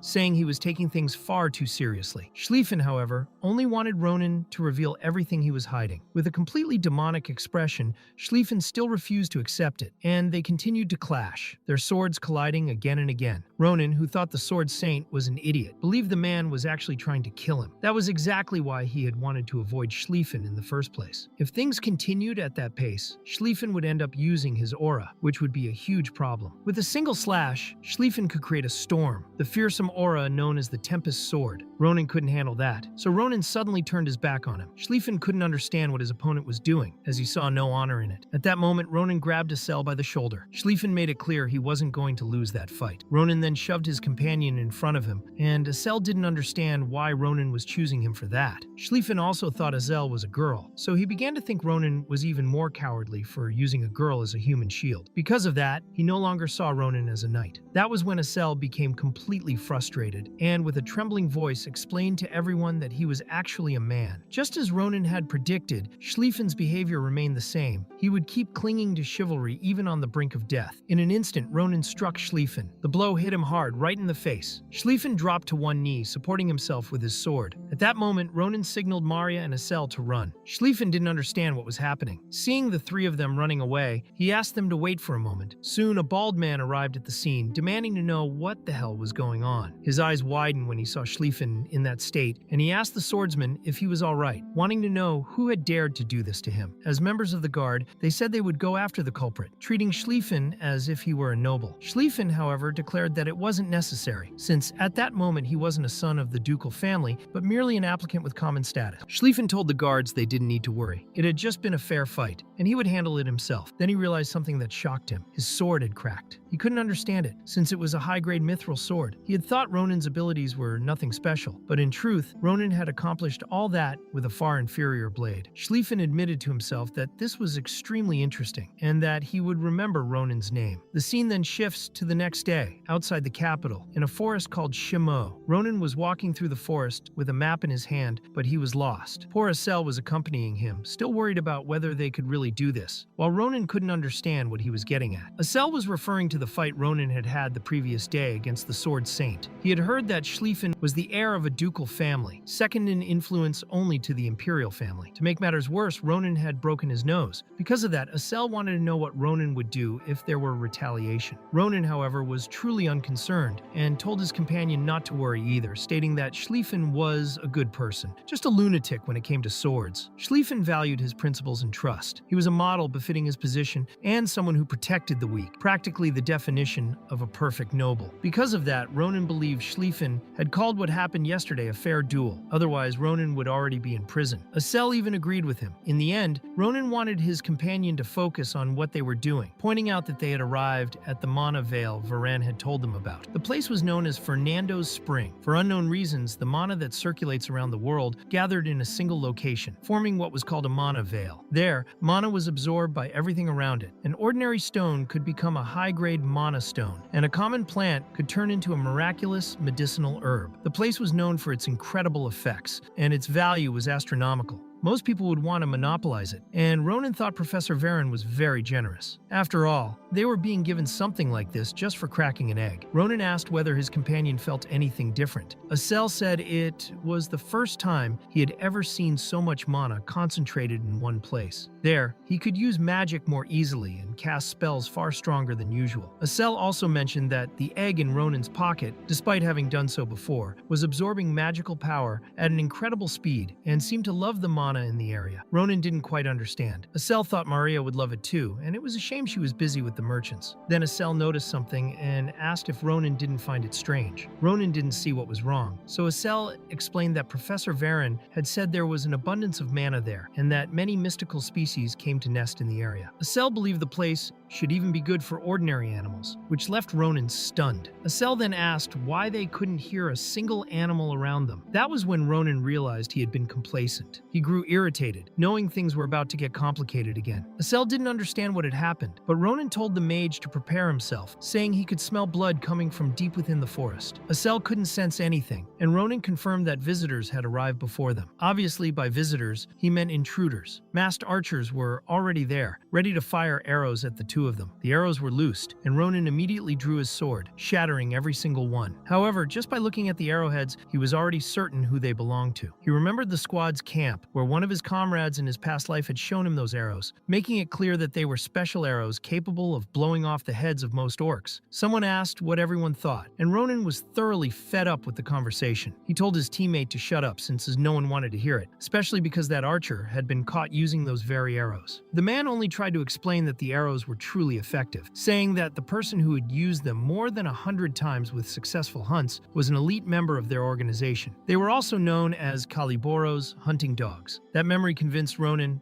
that it was the Cali Borro again. He couldn't believe the Cali Borro treated people as hunting dogs. Still, Ronin felt everything was under control. He told his companion to hide and asked him not to cry either, explaining that he was going to do something. He moved so fast he looked like Sonic. The archers saw what he had done and tried to understand how he had made that slash, since all of their arrows were imbued with mana. They wondered what the hell that guy was who was running so fast. In the blink of an eye, Ronin reached all of them. Panicking, they decided to surround the swordsman. Ronin saw how quick they were to make decisions and began to think that wasn't a good sign. The hunting dogs leapt high into into the air, and Ronin shouted, telling them to unleash their attacks and asking if they couldn't recognize their own allies. The hunting dogs didn't understand what he meant. Ronin immediately began to bluff, declaring that he was the new hunting dog of the Damas lineage and that his name was a Hayut. The men quickly dropped down, unable to believe he was a hunting dog. Ronin pressed them, asking if they really didn't believe him, but they couldn't swallow the idea that a child could be a hunting dog. They might have believed it if Ronin had claimed to be from a low-level branch. Ronin then told them that if they didn't believe him, they should ask the wolf of their lineage, leaving a small warning. Assuming others can't do what you yourself can't is a terrible habit. There was nothing more pathetic than that, and it left the young man extremely irritated. The hunting dog immediately demanded to know how Ronin dared to humiliate him, grabbing Ronin by his clothes and asking if he wanted to lose his arms. Ronin noticed that the hunting dog had another bad habit, constantly threatening others, because people who couldn't control themselves always ended up screwing themselves eventually. One of the other hunting dogs tried to calm his companion down, saying they really shouldn't doubt Ronin just because he was a child. Ronin understood how things worked and spoke confidently about the Cali Borro system, something only insiders knew. He suggested it would be better to clear things up with the captain, because if Ronin wasn't lying, they would end up having trouble with the Damas lineage later. Just then, someone appeared out of nowhere, scolding them for not keeping quiet and demanding to know what was going on. It was their captain, a bald man covered in scars bearing the emblem of the Demire lineage, named Veyum. The man who had been doubting Ronin so vehemently was pleased that the captain had arrived and immediately tried to explain the whole situation. Ronin believed that for the wolf to come personally meant everyone was already present. Vum then asked Ronin to confirm whether he was Ahayute of the Damas lineage. Ronin promptly affirmed it, which Vum found strange. He asked what had brought Ronin there, since it had been decided that that part of the mountain belonged to Demir. Ronin simply replied that he didn't know anything about that, because he wasn't a Hayut. That answer left Veyum furious and confused. In an instant, Ronin split several of those hunting dogs in half, grape juice-like blood spraying everywhere. He explained to the Demire captain that he had just used the first name that came to his head. Ronin thought it was the perfect name to use when pretending to be a damned illegal hunter. He then moved toward the bald man and promptly took his head off, giving him quite the dramatic haircut. The man who had been picking a fight with Ronin couldn't understand how that had happened to his captain. Ronin asked if he remembered what he had said earlier about ending up screwed. Then Ronin ripped off the man's fingers, making him scream in sheer desperation. Ronin found it amusing to see him kneeling there, whimpering. The man was so shocked that he focused only on trying to put his fingers back in place. Ronin warned him that if he didn't want to die there, he should stand up and pick up the scroll Ronin had thrown. Ronin made it clear that from that moment on, the man would write down the locations of every lineage he knew. The man didn't understand what Ronin was getting at, and Ronin asked if there was a problem. Did he want to die? If he didn't complete the task, there was no reason for him to stay alive. Ronin's killing intent was overwhelmingly intense. The man quickly agreed, saying he would do it, but claimed he had nothing to write with. Ronin replied that he had already made him a pen right in his hand, specifically his right hand. Sometime later, as Ronin looked over the paper, he thought the man had done an excellent job and even told him he was quite talented. The man thanked him and asked if he would be spared as promised. Ronin immediately drew his sword and split the man in half like a piece of cheese. His killing intent truly was immense. The scene then shifted to Asel vomiting. Ronin thought that was a huge exaggeration. In any case, he had warned Asel to prepare himself. Asel apologized but said it had been too extreme. There was a pile of animal corpses nearby, and Asel couldn't believe it was the work of the Cali Borro. That was why Ronin told his companion that letting the Cali Borro live was a crime in itself. Asel was still worried, but Ronin didn't want him like that, reminding him that they were wanted criminals who needed to be killed. In the end, Ronin thought that if Professor Varen saw this, he would be deeply saddened. Asel then asked if they were going to head back. Suddenly, the egg inside Ronin's bag started moving against his waist, and he wondered what was happening. Asel quickly pointed ahead and called out to Ronin, asking what that thing in front of them was. When Ronin saw it, his eyes widened. The blood of the creatures was beginning to levitate, gathering and concentrating in midair. The blood then displayed an absurd force, and Asel looked like he might soil himself if he were physically able to. Ronin tried to understand what the hell was happening. Suddenly, the egg jumped out of the bag and began to glow right in front of him. Then it started absorbing all that blood. Asel asked Ronin what was going on, and Ronin made it clear that he had no idea. But he believed that whatever was inside that egg was definitely not normal, and so the egg absorbed all the blood in the area. The two of them watched until it was over, thinking the egg hadn't changed much. Then, all of a sudden,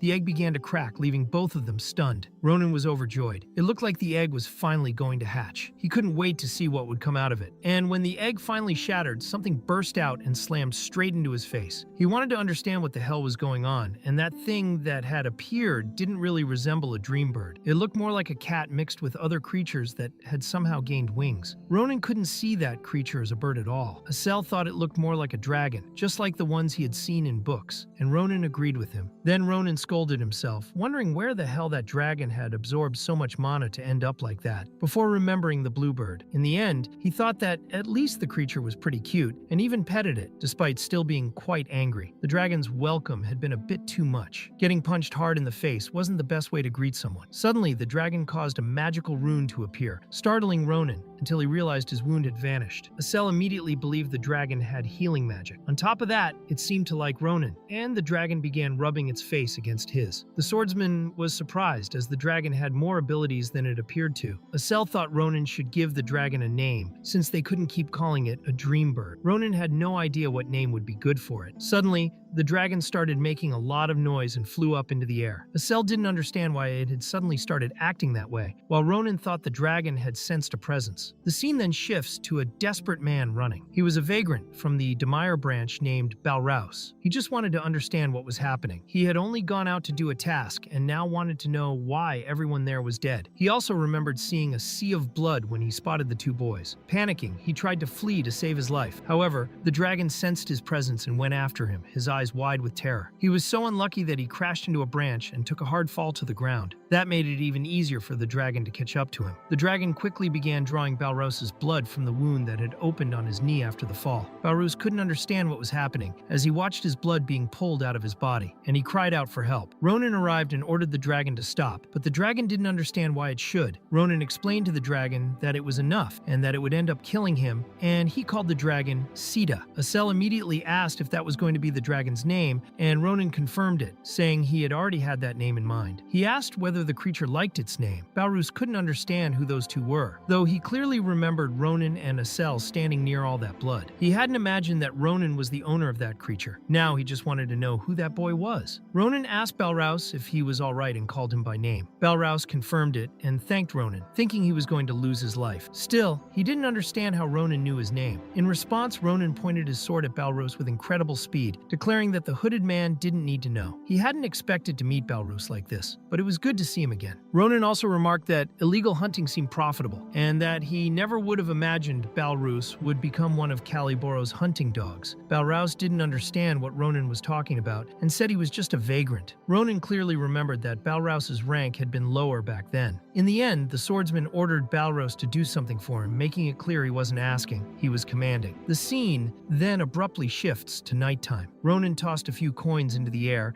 and thought it was great, far better than he had expected. Asel was surprised as well. He recalled Ronan saying that even water could be turned into gold. Asel had been confused when Ronan collected some of it, but he had never imagined that Maria's father would offer such a high price for it. He believed they wouldn't have to worry about money anymore, and Ronan agreed, though he pointed out that they were indebted to Professor Frieren in many ways. They planned to thank him for everything and show him Sita, but when they arrived at Friren's room, they found a sign saying he had gone on a business trip, which was a shame for both boys. There was also the task Ronan had given Balrouse. The map he had received from that hunting dog was more than simple gratitude. Ronan had instilled so much fear that he believed Balrouse wouldn't even think of doing anything wrong. Asel then asked what Ronan planned to do with the money. Since the top-ranked students were exempt from academy fees and even received support funds, Ronan didn't really have such large debts to pay. Ronan paused to think about it and realized that the entrance ceremony was approaching. The scene then shifts to a few days later at the carriage station in the city of Valon, where a knight informed the lady inside the carriage that they had arrived at their destination, and she thanked him. She had never seen the capital before, and this was Ronan's sister, Errol. She was amazed by what the capital was like. Ronan was right behind her, thinking his sister must be tired from the journey. She was very happy to see him, and Ronan asked if anything had happened while he was away, but she made it clear that she was the one who should be asking him that. She was quite surprised to see a high-class carriage in front of their house, and wanted to know how that was possible, since he had no money. She also wanted to know why he had lost so much weight and started pinching his cheeks, asking if he had been eating properly. Ronan told Errol not to worry and said that he had been eating well. She felt relieved until she noticed Sita on his shoulders and found the creature incredibly cute. Ronan introduced the creature to his sister and explained that Sita was now his new companion. He also told her that they needed to hurry because they didn't have much time. Errol wanted to know where they were going so suddenly. Ronan took her by the hand and said that he would be busy busy for a while once he entered the academy, and that there were some things he wanted to do beforehand, something he really needed to take care of. With that, they went to a shop. Earl felt awkward. She knew he had made a lot of money recently and understood that the academy provided support, but she still thought his gift was far too expensive. She was wearing a dress that looked absolutely beautiful on her. And the worst part was that he wasn't just giving his sister one gift, he was buying her lots of things. Ronan thought it wasn't all that much and even planned to buy her more, saying it was about time she received something from him. Earl grew emotional, unable to understand when Ronan had grown up so much. She started shouting, wanting to tell everyone how kind her brother was. Ronan felt embarrassed, while the clothing store staff found the whole situation very amusing. After all the awkwardness, Ronan decided to leave. Earl asked where they were going next, and Ronan explained that they were going to explore the city, and that his sword had been damaged some time ago because of a lunatic. As he was leaving the shop, Schlieffen was standing outside, waiting, asking if Ronan was finally done. It was literally a case of speak of the devil. Ronan, along with Sita, was badly startled and asked if Schlieffen was some kind of stalker. Schlieffen explained that he had come to pick up a new sword he had ordered nearby. The sword he had been using had become defective because of Ronan, and since he happened to see Ronan by coincidence, he decided to wait. He then told Ronan to stop behaving in such a repulsive and disrespectful way. Ronan, meanwhile, thought that was exactly the behavior of a stalker, and still hadn't understood what had really happened to Schlieffen's sword. He grew quite irritated and grabbed his own sword, asking whether Schlieffen was still going to keep saying things like that after seeing the state of his blade, believing that Schlieffen should have been the real culprit. Ronan wanted to show him what a truly defective sword looked like. Schlieffen also drew his sword, thinking it wasn't a bad idea, revealing that he had been waiting for a rematch. Eril quickly stepped between the two of them, not wanting a fight to break out so suddenly. Ronan tried to explain to his sister that she was mistaken and that Schlieffen had started the whole mess, but she didn't want him to answer back. Schlieffen didn't understand what was going on. Eril then apologized to Schlieffen, explaining that her brother sometimes lacked manners but was a good person. Schlieffen, heir to a great noble family, the Grancia family, a rising star of the empire, experienced the next moments as if he were gazing upon a goddess, his eyes wide open. Eril apologized again for not having disciplined her brother well enough. Schlieffen felt a little embarrassed, his cheeks flushed, and said that it was due to his own lack of discretion and that it wasn't her fault. Everything that had happened was his responsibility, and she should not worry. Eril thought he was very kind and began to see him as her brother's friend, which made her very happy. She took his hand, putting him on alert, and asked him to take care of her brother from that day on. He didn't refuse. Naturally, Ronan had no idea what was going on. Soon, Schlieffen changed his attitude and wanted to compensate Eril for her brother's sword. He didn't have any gold with him at the moment, so he decided to give her his family's proof of identification, something that could be used anywhere in the Empire. Ronan was completely shocked by what was happening and asked if Schlieffen was sure about what he was doing. Schlieffen made it clear that if he intended to buy a sword, he could go to the blacksmith at the end of the street. He explained that it was a place known for carrying a 500-year legacy, so it was difficult for commoners to enter, but with that identification, they would be able to get in. In that way, he hoped Ronan would manage to forge a good sword for him. From that moment on, Ronan began to think that Schlieffen was truly crazy, but Eril really did look like a goddess and completely hooked everyone's attention. With a Grancia identification, it would have been possible to buy an entire village. It was there that Ronan saw how the Sword Saint acted and no longer even knew whether he truly knew Schlieffen anymore. Then the scene shifted to the next day, at the entrance ceremony of Philion Academy, where Director Krava said a few words to the newcomers and introduced himself to them, making it clear that all of them had passed with incredible abilities and had proven they possessed the potential to be there when their amazing talents and Philion's prestigious education would collide. The old man believed they would go down in the history of the Empire, and so he congratulated all the newcomers on their admission. That was class 787. Ronan thought it was grand, but all of it made him sleepy. Still, he didn't think it was so bad since his sister liked it. Krava quickly snapped his fingers and an aura began to flow around the students. And suddenly the sky started to crack. All of a sudden, they were in a kind of coliseum, and the director once again made it clear that it was a pleasure to meet everyone. Ronan wanted to understand what had happened. The director had simply teleported the entire place with a snap of his fingers. The director announced that this was the climax of Philion's entrance ceremony, and they would begin a match between veterans and freshmen. It was something that happened as the first encounter between these two groups. The process was usually intense, and was also a special event at Philion. It worked in such a way that the first and second in the rankings represented the freshmen, and each of them was assigned to one of the second-year brackets, each with their own individual fighting style. Then, a one-on-one battle would take place. Director Krava explained that the event was directly connected to Filian's instructors and was not about the teachers but about the relationship between freshmen and veterans, as they learned about each other's weaknesses. He believed they would complement one another. Healthy competition was the beginning of true education. They were educational duels, and through them,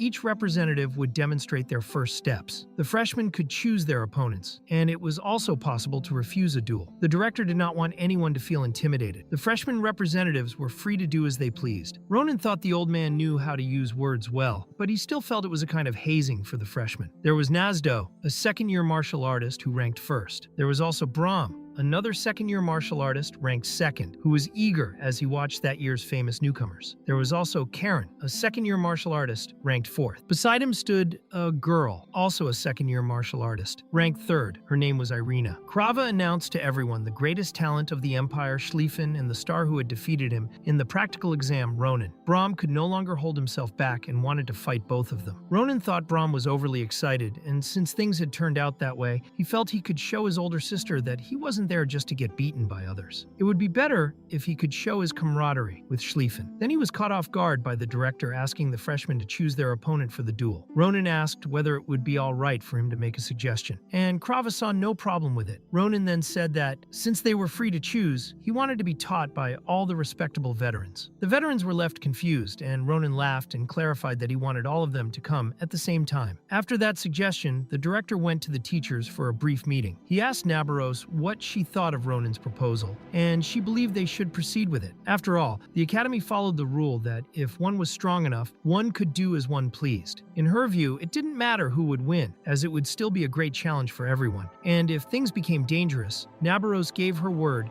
that she would intervene. Krava then quickly decided they would go ahead. Meanwhile, the students stared at Ronan. Karun thought it was absurd for a freshman to so blatantly underestimate them, and Irina felt that Ronan was being conceited because he was in the spotlight. Nazdo, however, wanted his colleagues to calm down, and although he found Ronan arrogant, he was certain that Schlieffen was skilled, so they could not underestimate their opponents. Nazdo told his comrades to go all out from the very beginning. Soon, the veterans began to prepare, while Iril's voice was already trembling as she felt the atmosphere grow far too chaotic. Worried, she wanted Ronan to be careful and started shouting, telling him to give up if things became too dangerous. Seeing his sister shouting like that, Ronan tried to reassure her in some way. At that moment, the director announced that the first match between veterans and a freshman was about to begin. Nazdo wasted no time and charged straight at Ronan, trying to strike him, but Ronan managed to dodge the attack. Ronan quickly realized that they were skilled and several levels above Maria had been back then. That meant the four strongest second years were on an entirely different level. He blocked the attack coming from Irina, who was staring at him with a devilish expression. Ronan swiftly sent a shock through her sword. Then Karun told Irina to duck and attempted to strike Ronan, who remained almost completely still, easily blocking the thrust Karun made with his spear. Ronan also thought their teamwork wasn't bad. The impact he received after blocking dragged him several meters back until he noticed Brahm behind him wielding a gigantic sword. Brahm wanted to understand why Ronan was doing this, making it clear that he wanted a fiercer duel with him. He tried to land a blow. Ronan saw that it was fast and powerful, followed by consecutive attacks, and realized that the veterans were not playing around. At that moment, all the veterans charged at him at once, trying to strike him. Ronan quickly leaped, and Brahm ended up smashing the ground. The other veterans were shocked by the freshman's sudden disappearance. Irina, quite frightened, wanted to understand what kind of speed that was, and then she saw Ronan behind her. Ronan realized that Filian was truly incredible, and struck all the veterans at once, breaking their weapons and knocking several of them to the ground. Then he noticed Brahm still standing, and realized that Brahm wasn't just a big guy for show. He was proving that he was truly strong. Ronan thought he should have crushed his fighting spirit, but decided it was better to show respect until the end. In an instant, he appeared in front of Brahm, who couldn't understand how the young man had suddenly appeared right before him. Brahm immediately recognized the stance. It was Professor Nabarro says. A moment later, he was hit with full force by Ronan, who also made sure to break Brahm's sword, making it clear that he had learned a great deal from the veterans. His sarcasm was obvious as it lingered in the air. Iril stood there with her mouth agape at the result her little brother had achieved, and she wasn't the only one. The other spectators also wanted to understand what was so special about the freshman Ronan, because he had displayed overwhelming ability against the veterans. Everyone had obviously thought he would lose, but he defeated them all in the blink of an eye.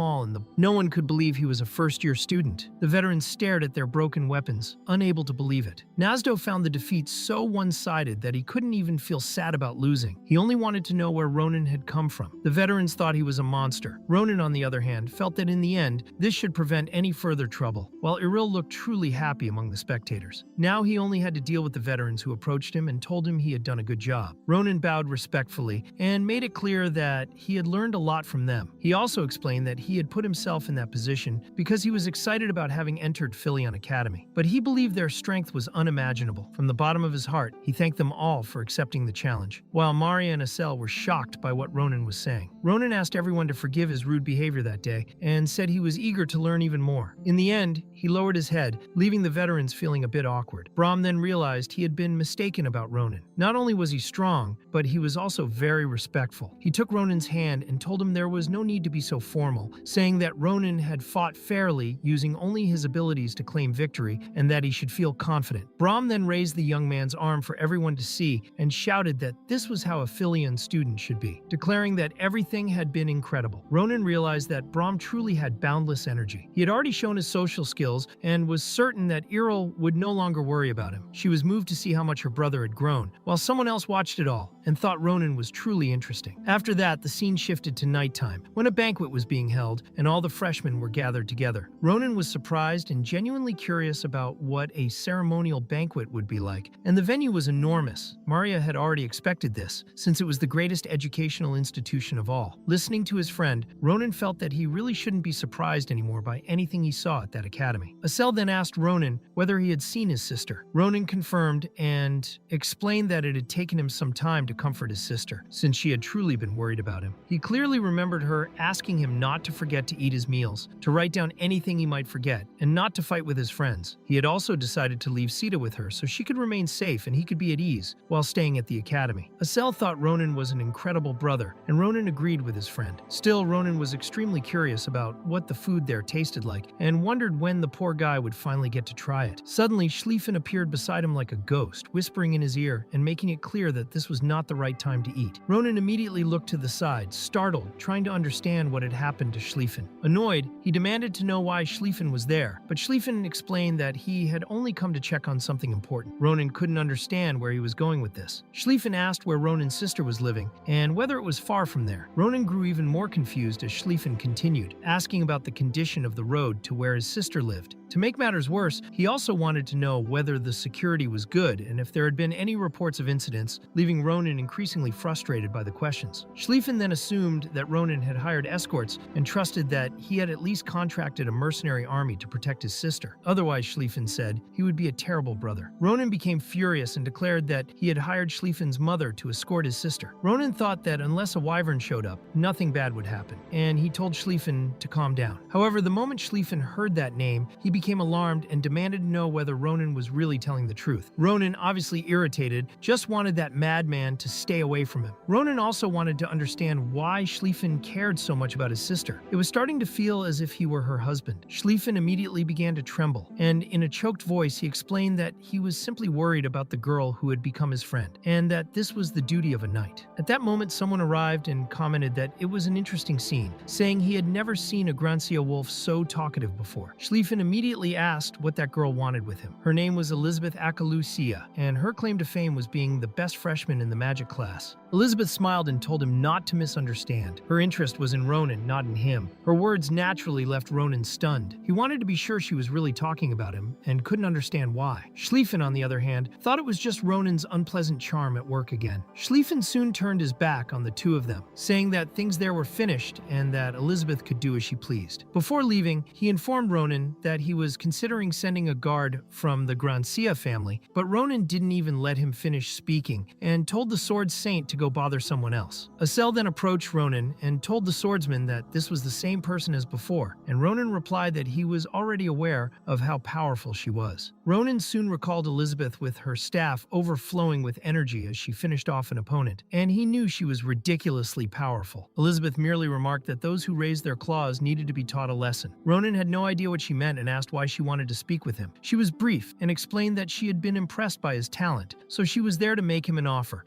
so special that a mere criminal could never dream of it. She then showed him an item. Ronan was shocked and confused, asking whether she was offering him an Akalucha invitation. Unlike most nobles, the Akalucha prioritized talent above all else. They had produced many gifted individuals and secured their position as one of the two pillars of the empire. They offered opportunities to those with the potential to become part of the family, and the symbol of that opportunity was the Akalucia invitation. Ronan asked whether Elizabeth was even allowed to give that to people. Seeing that he asked such a question, she realized that he already knew what it was. Ronan explained that he had heard about it in passing, and then remembered a time at a camp when he had also held such an invitation in his hands, given to him by a commander who wanted him, despite being a commoner, to become part of a great family. Adeshin had also been an Akalucia, and she made it clear that he would need to pass a test administered by the patriarch. However, someone truly talented would have no trouble passing it. She told him to keep that in mind. Once he paid for his sins and through his deeds in that war, he might eventually receive one of those invitations, since she believed he was very talented. In the end, Elizabeth explained that she was simply showing him what the invitation looked like. She felt no need to explain further and hoped he would make the right choice. She made it clear that it didn't matter if one was born a beast. If they stayed among sheep long enough, they would become like them. With that, she left. Asel let out a huge sigh of relief. Ronan realized that geniuses really did whatever they pleased, and he didn't think it was so bad since now he had a way to make contact. The Akalucha could be useful to him. The scene then shifted to early morning, outside the educational institution that valued students' abilities above all else, Philion Academy. Depending on an individual's grades, the atmosphere around them could change drastically, and the clearest example of this was the dormitory system. The place where intermediate-level students were housed was Nataya Hall. Each person had a clean private room and a high-end coffee machine. It was an incredible dormitory with everything a student needed. However, students with the lowest rankings were sent to Crowder Hall. On their very first day there, the students were already outraged, trying to understand what the hell that place was. Some simply couldn't accept that they had to stay in such a place. After all, they were all nobles and even wanted servants, but one of the academy's staff members informed them that there were no servants assigned to Crater Hall. Everything there was different. 4 people shared each room, and the coffee machines and showers were all shared, along with the bathrooms. The staff member made it very clear that he didn't want anyone glaring at him, since those were the academy's rules. All they had to do was study so they wouldn't end up there again next semester, and that left everyone terrified. Finally, the best students, including Ronan, were placed in Nubberdozer Hall. It was hard to describe the first impression of that place in just one sentence. Ronan stared at it wide-eyed and thought it was amazing. He wondered if they really did all of that just for the students, and realized that this truly was a prestigious academy. Then he remembered the class registration they had explained earlier. He had to write down which classes he wanted to attend. He needed to adjust during his first year, and he had heard that it wasn't a good idea to choose too many classes. Still, all of them looked appealing to him. This was a very common misunderstanding among newcomers who hadn't yet experienced hell. After that, he made his choices and thought everything was perfect. It might have been a bit too much, but since he was at that academy, he wanted to attend all the classes he truly wanted. The scene then shifted to a professor telling Ronan that he was finished. He no longer needed to attend that class. The man was the main instructor of Imperial Fencing Basics. His name was Abar. Ronan didn't understand anything at first. His voice caught as he tried to understand what Abar meant, since they had just begun. Abar smiled at him and explained that he knew they had only just started, but Ronan had perfectly mastered all the basic techniques of Imperial fencing. He also explained that the Academy's rules allowed a student to be dismissed from a class if they were already more than prepared. If Ronan stayed, the other students might lose motivation. Even so, Abar didn't want Ronan to become arrogant because of it. He should simply move on. The scene then shifted to Ronan sitting by the water, looking frustrated as he began to lament. It wasn't just Imperial fencing. The same thing had happened with archery and monster hunting as well. He couldn't believe he had been dismissed from all his classes. It left him extremely irritated, and he hadn't expected this at all. Then Nabaros noticed him and approached, asking whether Ronan shouldn't be in class. He was surprised to see her, and Nabaros quickly understood that he had already finished all his classes. Ronan stood up and confirmed it, asking if all classes were going to be like that. He vented to Professor Nabaros that he had expected Philion to be better than this. She thought that while these were only the first classes of the first year, for him to finish them all on the very first day was still impressive. She remembered that it had taken him only a glance to copy her technique. She then declared that, as a teacher, she couldn't simply overlook that, and asked him to hand over his sword. Ronan didn't quite understand. Nabaros took the sword from his hand and told him she was going to teach him an important lesson, though he still didn't understand why she had done so. Suddenly, a powerful impact occurred behind him. Ronan was startled, while Nabaros remarked that this was all that piece of metal could do, and that something like that couldn't even be called a weapon. It would only hinder his abilities. She told him to watch carefully. Quickly, she drew her own sword. When Ronan saw it, his eyes went wide. Nabaros made a single movement, and a massive amount of water began to rise, while fierce winds swept through the area, frightening him. Her power was truly on another level. Soon, she made it start raining, and now she wanted to know whether Ronan could find what was missing.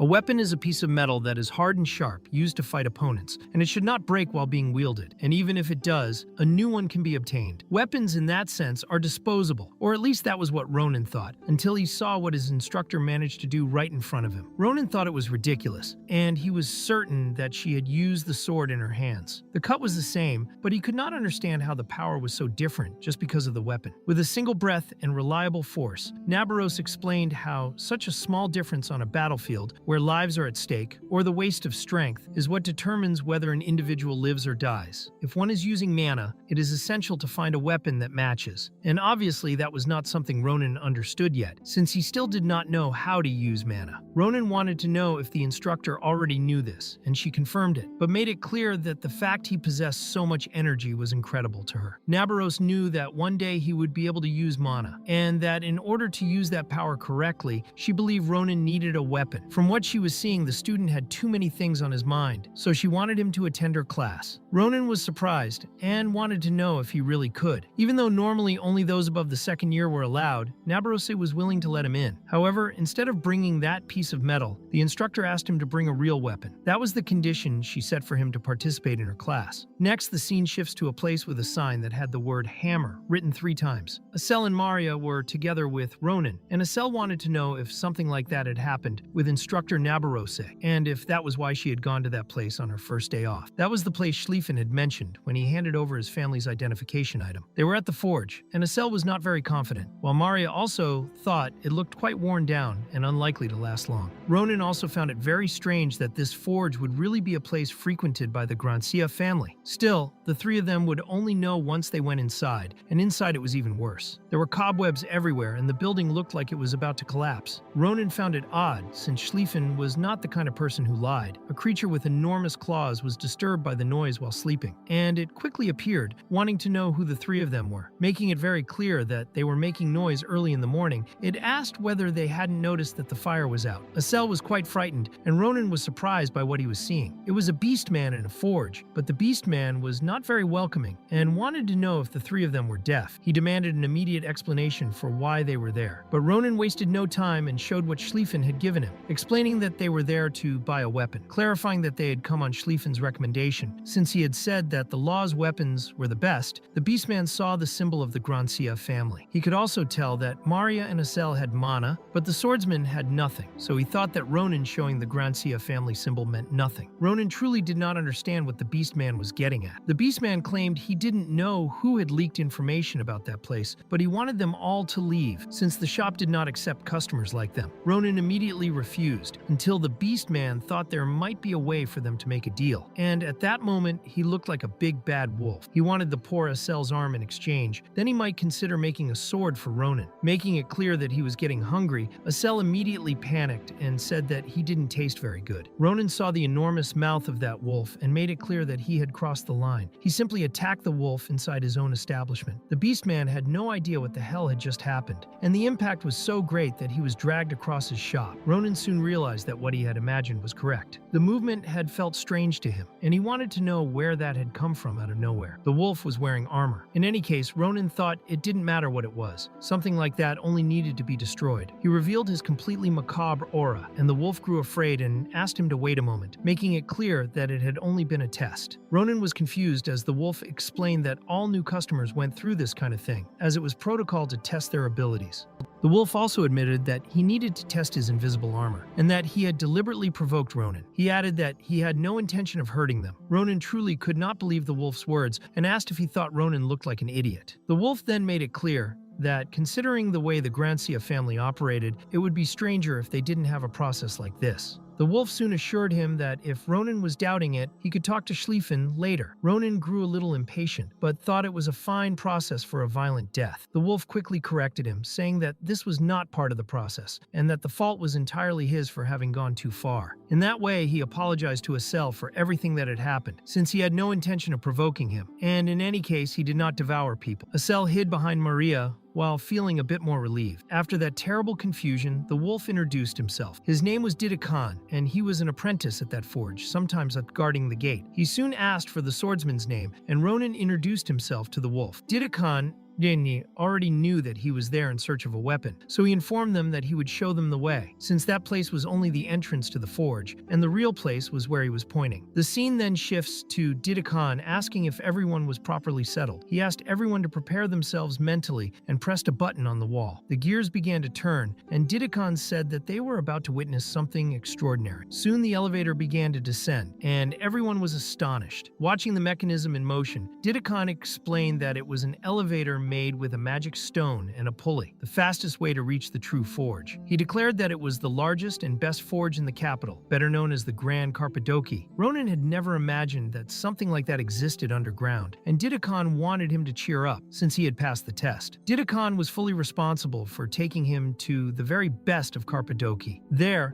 a dwarf was hammering away, and Didakan made it clear that this was the best master blacksmith in the entire capital. Watching all that production, Ronan thought it was incredible, and Didakan explained that the forge supplied items only to the royal family and the nobility. Without exaggeration, Didakan made it clear that all skilled masters were present there. However, the one who held the title of the best was the elder dwarf who lived there. Didakan explained that he was a master who had been melting metal for hundreds of years. The old man was difficult, but his skills were incomparable, and Didakan respected him greatly, showing the complete opposite when he kicked the door open with his own foot. He immediately asked what the old man was doing and announced that he had brought guests while the dwarf continued hammering the metal. He recognized it was Didakan right away, just from the terrible commotion at the entrance, and he made it clear that Didakan should keep quiet while he was working. Didakan replied that he couldn't do anything about it, since there were weapons blocking the door and he couldn't open it. He then asked the elder, named Daron, to clear the place. The dwarf thought the wolf complained too much for his age. Daron hoped that the guests he had brought were not too troublesome. Didakan was certain the guest was good, since he himself had tested the swordsman. He stated that Ronan's sword skills were excellent and was sure Daron would be impressed when he saw them. Daron's jaw dropped, finding it truly unexpected because, judging by appearances, Ronan looked like nothing more than a child. He then asked Ronan to show a bit of his fencing, as he could tell many things with just a glance. Ronan picked up his sword to demonstrate a little, but as soon as Daron saw the blade, he snatched it from Ronan's hand and said it was nothing but trash. The dwarf couldn't believe the swordsman had been carrying that garbage all this time, and he struck it with his hammer, completely shattering the sword. Ronan was outraged, unable to understand why the old man had done that. Daron pointed to one of the swords and said that Ronan could use any of them, because with the terrible sword he had been holding, he would never be able to show his true abilities. The elder also didn't want the swordsman to worry, and promised to give him any sword for free so that he wouldn't feel cheated. In any case, whichever sword Ronan chose would be far better than the one he had before, which Daron considered nothing but trash. Ronan was surprised, and since the dwarf insisted, he picked up a sword and immediately felt that the sensation was completely different. Still, he wanted to know if it really made that much of a difference. He warned them that it wouldn't be his fault if he ended up destroying something. Daron was fine with that and declared that Ronan could perform the best move of his life. Ronan looked at his own reflection in the sword for a moment and remembered instructor Nabaros. Quickly, he took his stance, and Daron was immediately surprised because he already knew whose technique that was. Ronan then executed the move, causing a massive explosion in the place. The other workers had no idea what had happened. Ronan had simply destroyed the wall of Elder Daron's workshop. The workers couldn't understand what was going on, since it was still midday, and they began to believe that a furnace had exploded. Daron was incredulous as dust flew everywhere. Ronan himself had not imagined he would cause so much destruction. A trail along the ground showed how far the force had dragged, and the swordsman himself wanted to understand what had just happened, making it clear that he had never intended to do something like that. Daron soon stated that the technique Ronan had used belonged to Nabaros, and the dwarf wanted to know if Ronan was her disciple. Ronan was surprised and asked whether Daron knew instructor Nabaros. The dwarf made it clear that he did, explaining that he was the one who had forged her sword. This truly caught the swordsman's attention, since his instructor's sword, despite being absurdly long, had always stood out to him. Nabaros's mysterious sword was called Urusa. Daron explained that it was one of the few masterpieces he had forged in his entire life. He clarified that what Ronan was holding could not be compared compared to Arusa at all. But in any case, the dwarf wanted to know what Ronan thought of it. The swordsman found it truly incredible, and never imagined things would turn out that way. Daron believed he ought to be saying that, since he thought Ronan was a novice who could not properly judge his own abilities. Daron showed clear excitement, as it had been a long time since he had met someone with such talent, and he ended up slapping the poor Ronan on the back. The dwarf also thought it was problematic that Ronan was so talented, because it would be difficult to forge a good sword for him. The sword Ronan had used could not withstand his strikes. It had already been cracking. Ronan didn't know what to do, and Daron began to think that ordinary materials would not work. He needed steel of the highest quality. Daron believed he would need at least a byproduct from a wyvern. Ronan immediately showed what he had on hand, something he had kept without knowing whether it would be useful. The dwarf ended up seeing an eggshell. The scene then shifts to Daron hammering away as usual, unable to believe his eyes. A mithril hammer did not even scratch the eggshell. Daron had no idea that something so resilient could exist. Daron's eyes lit up, and he asked if Ronan was sure he could use something so valuable. Ronan didn't see a problem, since the eggshell was useless to him, but he also wanted to know if it would be enough to make a sword. Daron, extremely pleased, affirmed that it was and asked Ronan to return in 2 weeks, declaring that he would forge the best sword in the Empire for him. Ronan grew excited at the thought. Seeing Maria and Asel, Daron said that since they were there with Ronan, they should look for the other masters. Maria didn't hide her excitement. Daron didn't want to leave the friends of someone so valuable empty-handed, explaining that all they needed to do was mention Daron's recommendation, and any of the masters there would take care of them. He wanted to do something for Ronan's friends, but he wouldn't do anything beyond melting down that eggshell himself. He seemed extremely excited about all of it, and the 3 academy students were a bit frightened, thinking the dwarf was slightly unhinged. The scene then shifts to a cavernous place with many torches, where several hooded figures were irritated by the noise from the people above, and even felt like incinerating them all at once. However, they had to restrain themselves, as it was not yet time to reveal themselves. Though in any case, that time was not far off. There were stone golems there, and those as people swore they would first get rid of the blacksmiths they considered ignorant. An unknown society lived down below, waiting for the day when everything in that empire would disappear and be consumed by the approaching light. The scene then shifts to a few days later, where Ronan was casually walking outside the academy, remembering clearly that the blacksmith, said to be the best in the empire, had promised to make him a sword. Both Asel and Maria had managed to place orders with the other blacksmiths. It would be a bit expensive, but Ronan didn't mind. After all, the money wasn't his.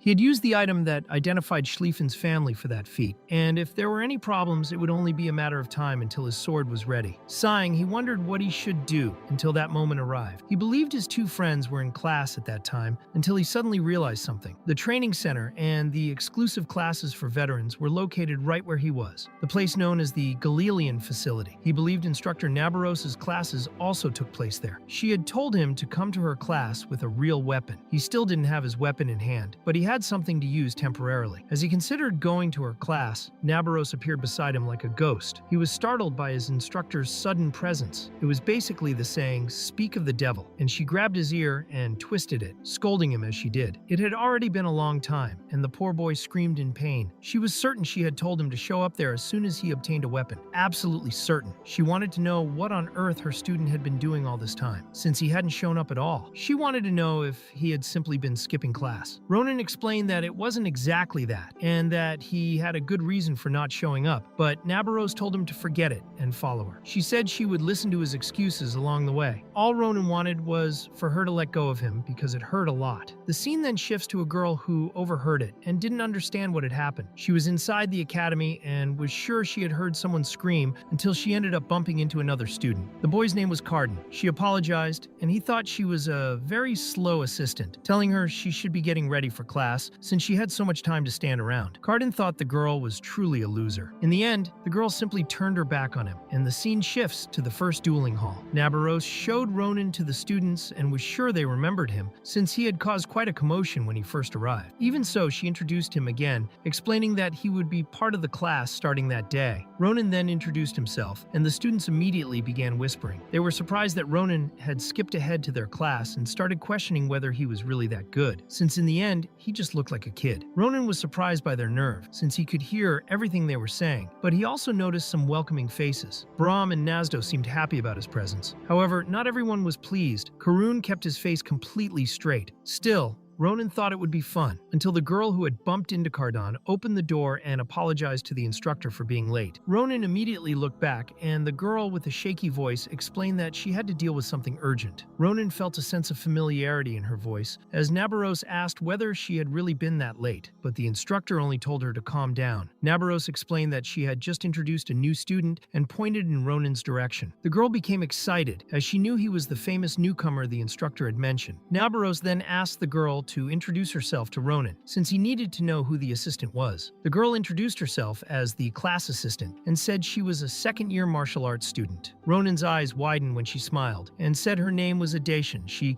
extended her hand to greet Ronan, who was utterly shocked to see the great commander standing right in front of him. Adation Akalucha was renowned for her incredible command ability and was the first woman to reach the rank of Grand Commander. She dominated the battlefield with her unmatched judgment and leadership. She was also known as the Iron Lady, and those who had served under her said that Adashan did not have blood in her veins, only pure iron. Ronan never would have imagined that such a great commander could smile like that. To him, it was more than clear that she had no memories of the regression, and so he was seeing the true Grand Commander. He remembered the request she had once made of him, that he should ask her not to do anything foolish and instead become a tailor. The swordsman didn't know what to do, and that was a serious problem. Then a boy called out to Adashan, asking her to come check his stance. Another student complained that the towel smelled strange and asked if there wasn't another one. Adation immediately said she would bring a different towel. Ronan noticed that Adation never stayed still and wanted to understand why she was so busy. Those were tasks a servant would normally do, and he couldn't understand why an assistant would act like that. Then a student called out to Ronan, thinking he looked bored, and asked if they could duel. Ronan was confused. Being invited to a duel so suddenly was strange. The boy apologized for inviting him out of the blue and introduced himself as Cardan, explaining that he was a third-year student. He had heard that Ronan had been incredible during the exam, and if the rumors were true, Cardan wanted to learn from him. However, Ronan made it clear that he was busy with something else at the moment. Still, Ronan was polite and suggested that they could have the duel later. Cardan then realized that he had challenged Ronan without bringing his weapon. He immediately shouted at Adashan, calling her a loser right in front of Ronan, and ordered her to bring his practice spear as if she were his servant. She simply confirmed that she would do it, saying she would bring the spear in 1 minute. Hearing Cardan treat Adashan like that truly struck a nerve with Ronan. He didn't like it at all that the guy had called his Grand Commander a loser. He wanted to know who that bastard was to dare challenge him and treat her that way. His energy instantly turned completely negative, as he wondered who Cardan thought he was. Soon Adashan returned and handed Cardan the spear, leaving him confused. Warning that she had brought a long spear, he started calling her an idiot and wanted to know whether she wasn't aware that he had switched to a short spear. Poor Adashan's voice trembled as she apologized to him, explaining that she remembered him using a long spear until the last class. Cardan then began to smile disdainfully and struck the poor girl on the head with the spear, because she had dared to answer him and, in his eyes, a foolish assistant should listen in silence, reminding her that she was someone who didn't even have the right to participate in that class. He threw it in Adashan's face that she had only managed to take part after begging the instructor, so she should at least know how to obey orders and keep quiet. He never stopped humiliating her in front of Ronan. Adashan quickly apologized to Cardan and said she would be more careful, but before Cardan could make any other move, Ronan suddenly advanced and grabbed the spear. The girl was already bracing herself to defend against the next attack, but she was surprised by what happened. Cardan wanted to understand why Ronan was interfering, but Ronan didn't even let him finish speaking and made it very clear that since Cardan wanted a duel, they would have it right then and there. He made it clear that if it weren't done that way, he truly didn't know what he might end up doing. Adashan didn't understand what was happening, and Cardan was also confused. Ronan demanded to know which part the man hadn't understood, speaking with intense anger and ordering the duel to start immediately, calling Cardan a bastard. Cardan admitted that everything was completely unexpected for him and asked if he had heard that right. Ronan then asked what exactly Cardan didn't like about it. With rage clearly visible on his face, Cardan quickly understood and assumed that Ronan was doing all this for the girl he referred to as a loser. He wanted to know whether Ronan knew her, because if not, he could understand why Ronan was acting this way since both of them were commoners. In the end, he even asked whether the two were siblings. If they were, he truly hadn't known. Ronan, however, quickly released Cardan's spear and told him to start already, ordering him to shut up. He made it clear that if Cardan didn't act immediately, he would end up losing his life. In the next instant, instant, Ronan swung his wooden sword, and Carden barely managed to withstand the impact on his spear. He couldn't understand what the hell was happening, or how Ronan could put so much strength into his blows without using mana. The impact was so strong that it dragged Carden several meters backward. Ronan then recalled that just a few minutes earlier, Carden had been complaining about not wanting to use a spear, so Ronan had fixed it for him. Ronan had simply broken Carden's spear and asked whether he had liked it. That deeply shook Carden, who thought Ronan's behavior was incredibly bold. He soon began to show his fury and made it clear that he would put Ronan in his place as he prepared an attack toward the swordsman. He wasn't going to let Ronan get away with what he had done. However, Ronan didn't even move, as he didn't feel threatened at all, until suddenly Carden's spear was sliced into several pieces. Ronan then calmly told Carden that he would be fine, and that Carden should worry about himself instead. Ronan unleashed several slashes despite using a wooden sword, and then delivered a powerful knee strike to Carden's face. Without wasting time, he followed up with another blow from the wooden sword. In the end, Carden was unable to do absolutely anything, and fell to the ground like a ripe fruit. Ronan told him he should be grateful they were at the academy, because if this had been outside, Carden would certainly have lost his life. The other students were deeply shocked that Carden had lost the duel, especially since he ranked quite high among the third-year students. Ronan then chose the next shameless student, the one holding the towel. The girl was terrified and had no idea what was going on. Ronan said that if the towel smelled, she should wash it herself, and couldn't understand why she was ordering someone else to do it. Ronan asked the girl whether the assistant was her servant. The girl became extremely frightened, and Ronan told her to come over because he was going to break her nose. Adishan quickly begged Ronan to stop, saying she didn't understand why he was doing all of this, but that it was fine, and asking him to calm down. However, Ronan was filled with anger and told the assistant to step aside, saying that he could control himself in many situations, but not when someone belittled her. He said that neither those idiots nor anyone else should do that. He remembered that, at the very least, in the Empire, she was someone who should not be treated that way. Politely, he asked her to move aside, making it clear that he didn't plan to stop until he had beaten everyone who had mistreated her. The girl with the towel began to tremble in fear until the teacher ordered him to stop, but her order was completely different as she began to release her power.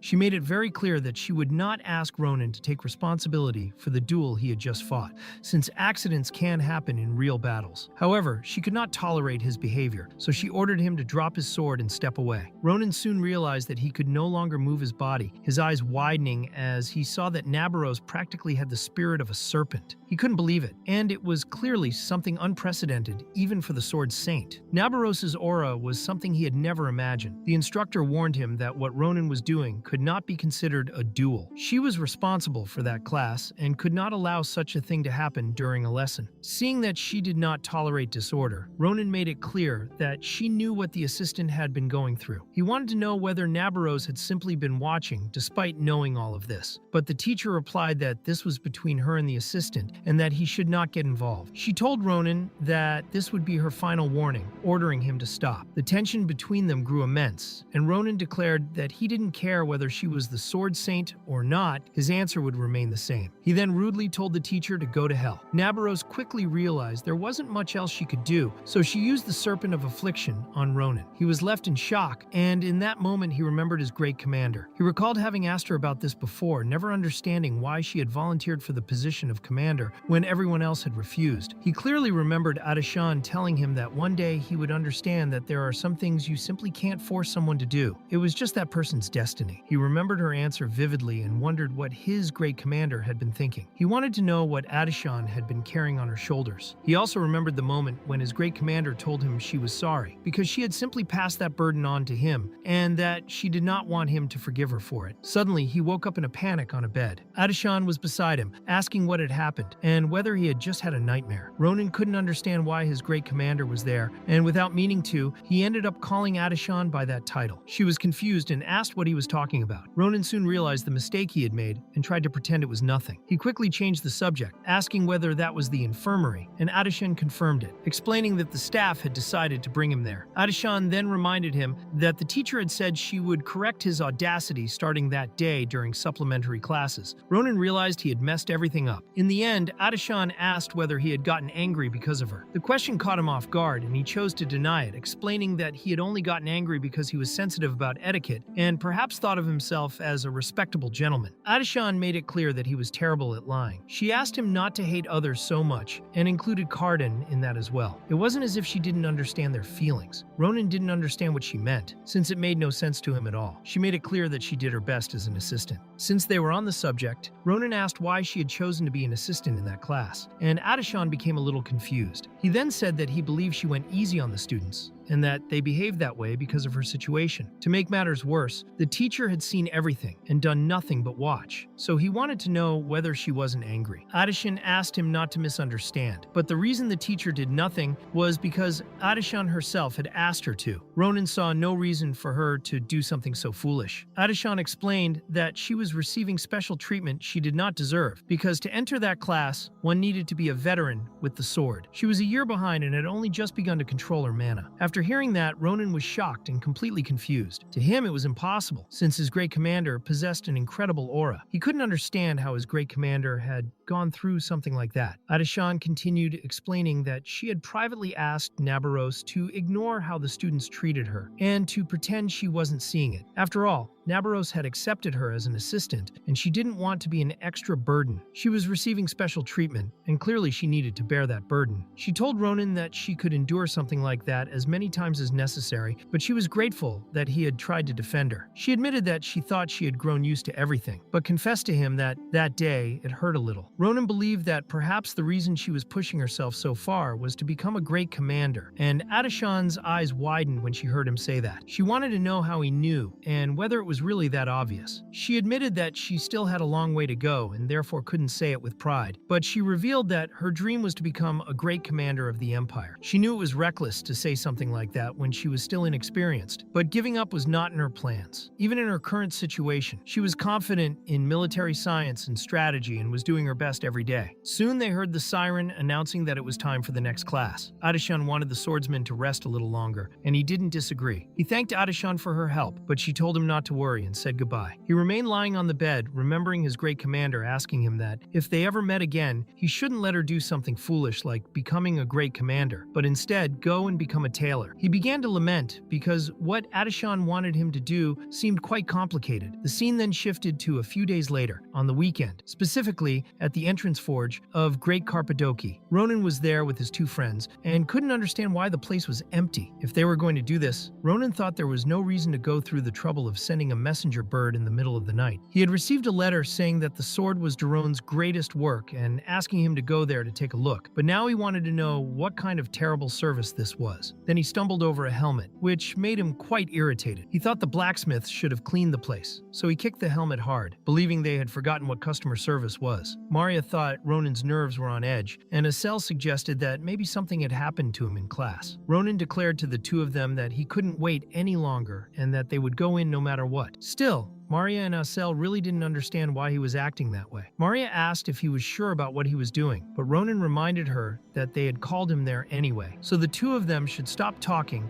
and just follow him. He went straight to the hidden button in the wall that Didikon had pressed the first time they had come there. The elevator began to operate, leaving Maria and Asel worried while he remained calm. Ronan thought the old man lacked even the basics of customer service. Suddenly, his eyes widened when he found the place in flames. They had no idea what the hell had happened and saw several people lying on the ground. Asel quickly pointed something out for Ronan to look at. There was a stone giant attacking some workers who were trying to flee by any means necessary. Ronan couldn't understand why there was a stone giant there. Asel grew nervous, thinking they should help the blacksmith somehow. Ronan didn't understand where his companion was going with this, but he quickly grabbed Asel around the waist, preparing to jump with him while telling Maria to go back and bring the instructors or anyone she could find. He jumped and told Asel to use telekinesis. Asel did so immediately since he obviously didn't want to die. At that moment, the blacksmiths fell to the ground, and the stone giant stood right in front of them. For those workers, it was the end. But Ronan appeared with full force and struck the stone giant, leaving it confused. Ronan thought he had arrived just in time. He had had a lot on his mind in those days, and admitted he was very stressed, so he made it clear that the stone giant's little party was over. The stone giant didn't waste time, and quickly tried to strike him, but before Ronan could be hit, he made a huge leap and delivered another blow to the giant. The stone giant itself was confused as it hadn't seen Ronan move. The blacksmiths were stunned. They hadn't imagined that Daron's guest was so strong, since destroying stone giants was no easy task. After bringing the stone giant down, Ronan wanted the two blacksmiths to explain what the hell was going on. After a brief conversation, Ronan's eyes widened as he asked whether they were serious. Several stone giants had appeared there suddenly, and the two blacksmiths said they didn't know the cause. the stone giants had emerged from somewhere underground and started destroying everything, killing almost all the blacksmiths there. They also said that the stone giants had captured several blacksmiths, including Daron, and returned to where they had come from. Didicon had gone after the stone giants, but everyone knew he wasn't very good at fighting. If things continued at that pace, Ronan realized the blacksmiths would end up becoming food. He asked whether there were any more stone giants around, and was informed that he had just killed the last one there. Ronan then asked Asel to look for the wounded, since Mario would soon arrive with reinforcements. He also wanted Asel to go with Sita, since it would be very easy to heal the wounded, but Asel asked what Ronan was going to do at that moment. Ronan thought the question was pointless, because he was going to save those who had been taken by the stone giants. There was also something he needed to get from Daron. The scene then shifted to Daron thanking Didicon for risking his life trying to save them, though he also thought Didicon didn't need to be there. Didicon stood in front of the dwarf, face to face with several stone giants. Daron only wanted the wolf to run as fast as he could, since he had an invisible armor that could withstand a few impacts. Didicon, however, grew impatient with the dwarf, making it clear that there was a lot going on at that moment and that he couldn't afford to think negatively. He also wanted Daron to have the strength to fight instead of whining, and since he was holding a sword, he should swing it. Daron thought he couldn't do that because it was his greatest masterpiece, and he couldn't simply stain that sword with the crude swordsmanship he believed he had. Didicon thought Daron was a very crazy dwarf for thinking that way. He shouldn't dwell on it, and should just use the sword already. At that moment, the stone giants began to move, and quickly tried to crush the two of them like ants. Daron was shocked and couldn't believe that Didicon had blocked the blow the stone giant had aimed at them. Didicon grew worried, because the defensive enchantment on his armor had already faded. He began to lament, realizing he was going to die like that, wishing he had done everything he had wanted to do before. Regret flooded his mind for all the things he hadn't done. At that moment, Ronan arrived. Didicon saw the stone giant about to attack again, and his eyes widened. Suddenly, the stone giant was struck by several slashes and split in half. Ronan didn't miss the chance to praise Didicon for what he had just done, telling the wolf to rest for a bit and leave the rest to him. Both of them were surprised by Ronan's presence, and Didicon couldn't understand how Ronan had arrived there, since there had been several stone giants along the way. Ronan explained that, as for those, he had killed them all and saved the other blacksmiths. This left everyone completely stunned. Didicon couldn't imagine that such a thing was possible, but Ronan told them to stop wasting time and focus on what was important. He asked Daron to give him the sword, since the one he was using was about to break. Daron didn't quite understand, so Ronan asked to confirm whether the sword the dwarf had called his masterpiece was indeed that sword, as he had heard him say so from afar. Daron quickly confirmed it. In the end, Daron told the swordsman that the hilt was still incomplete, but he could use it. Ronan took the sword and was very grateful, but at that moment, he really wanted to see how good it was. He drew it from its sheath, and the stone giants immediately prepared to attack again.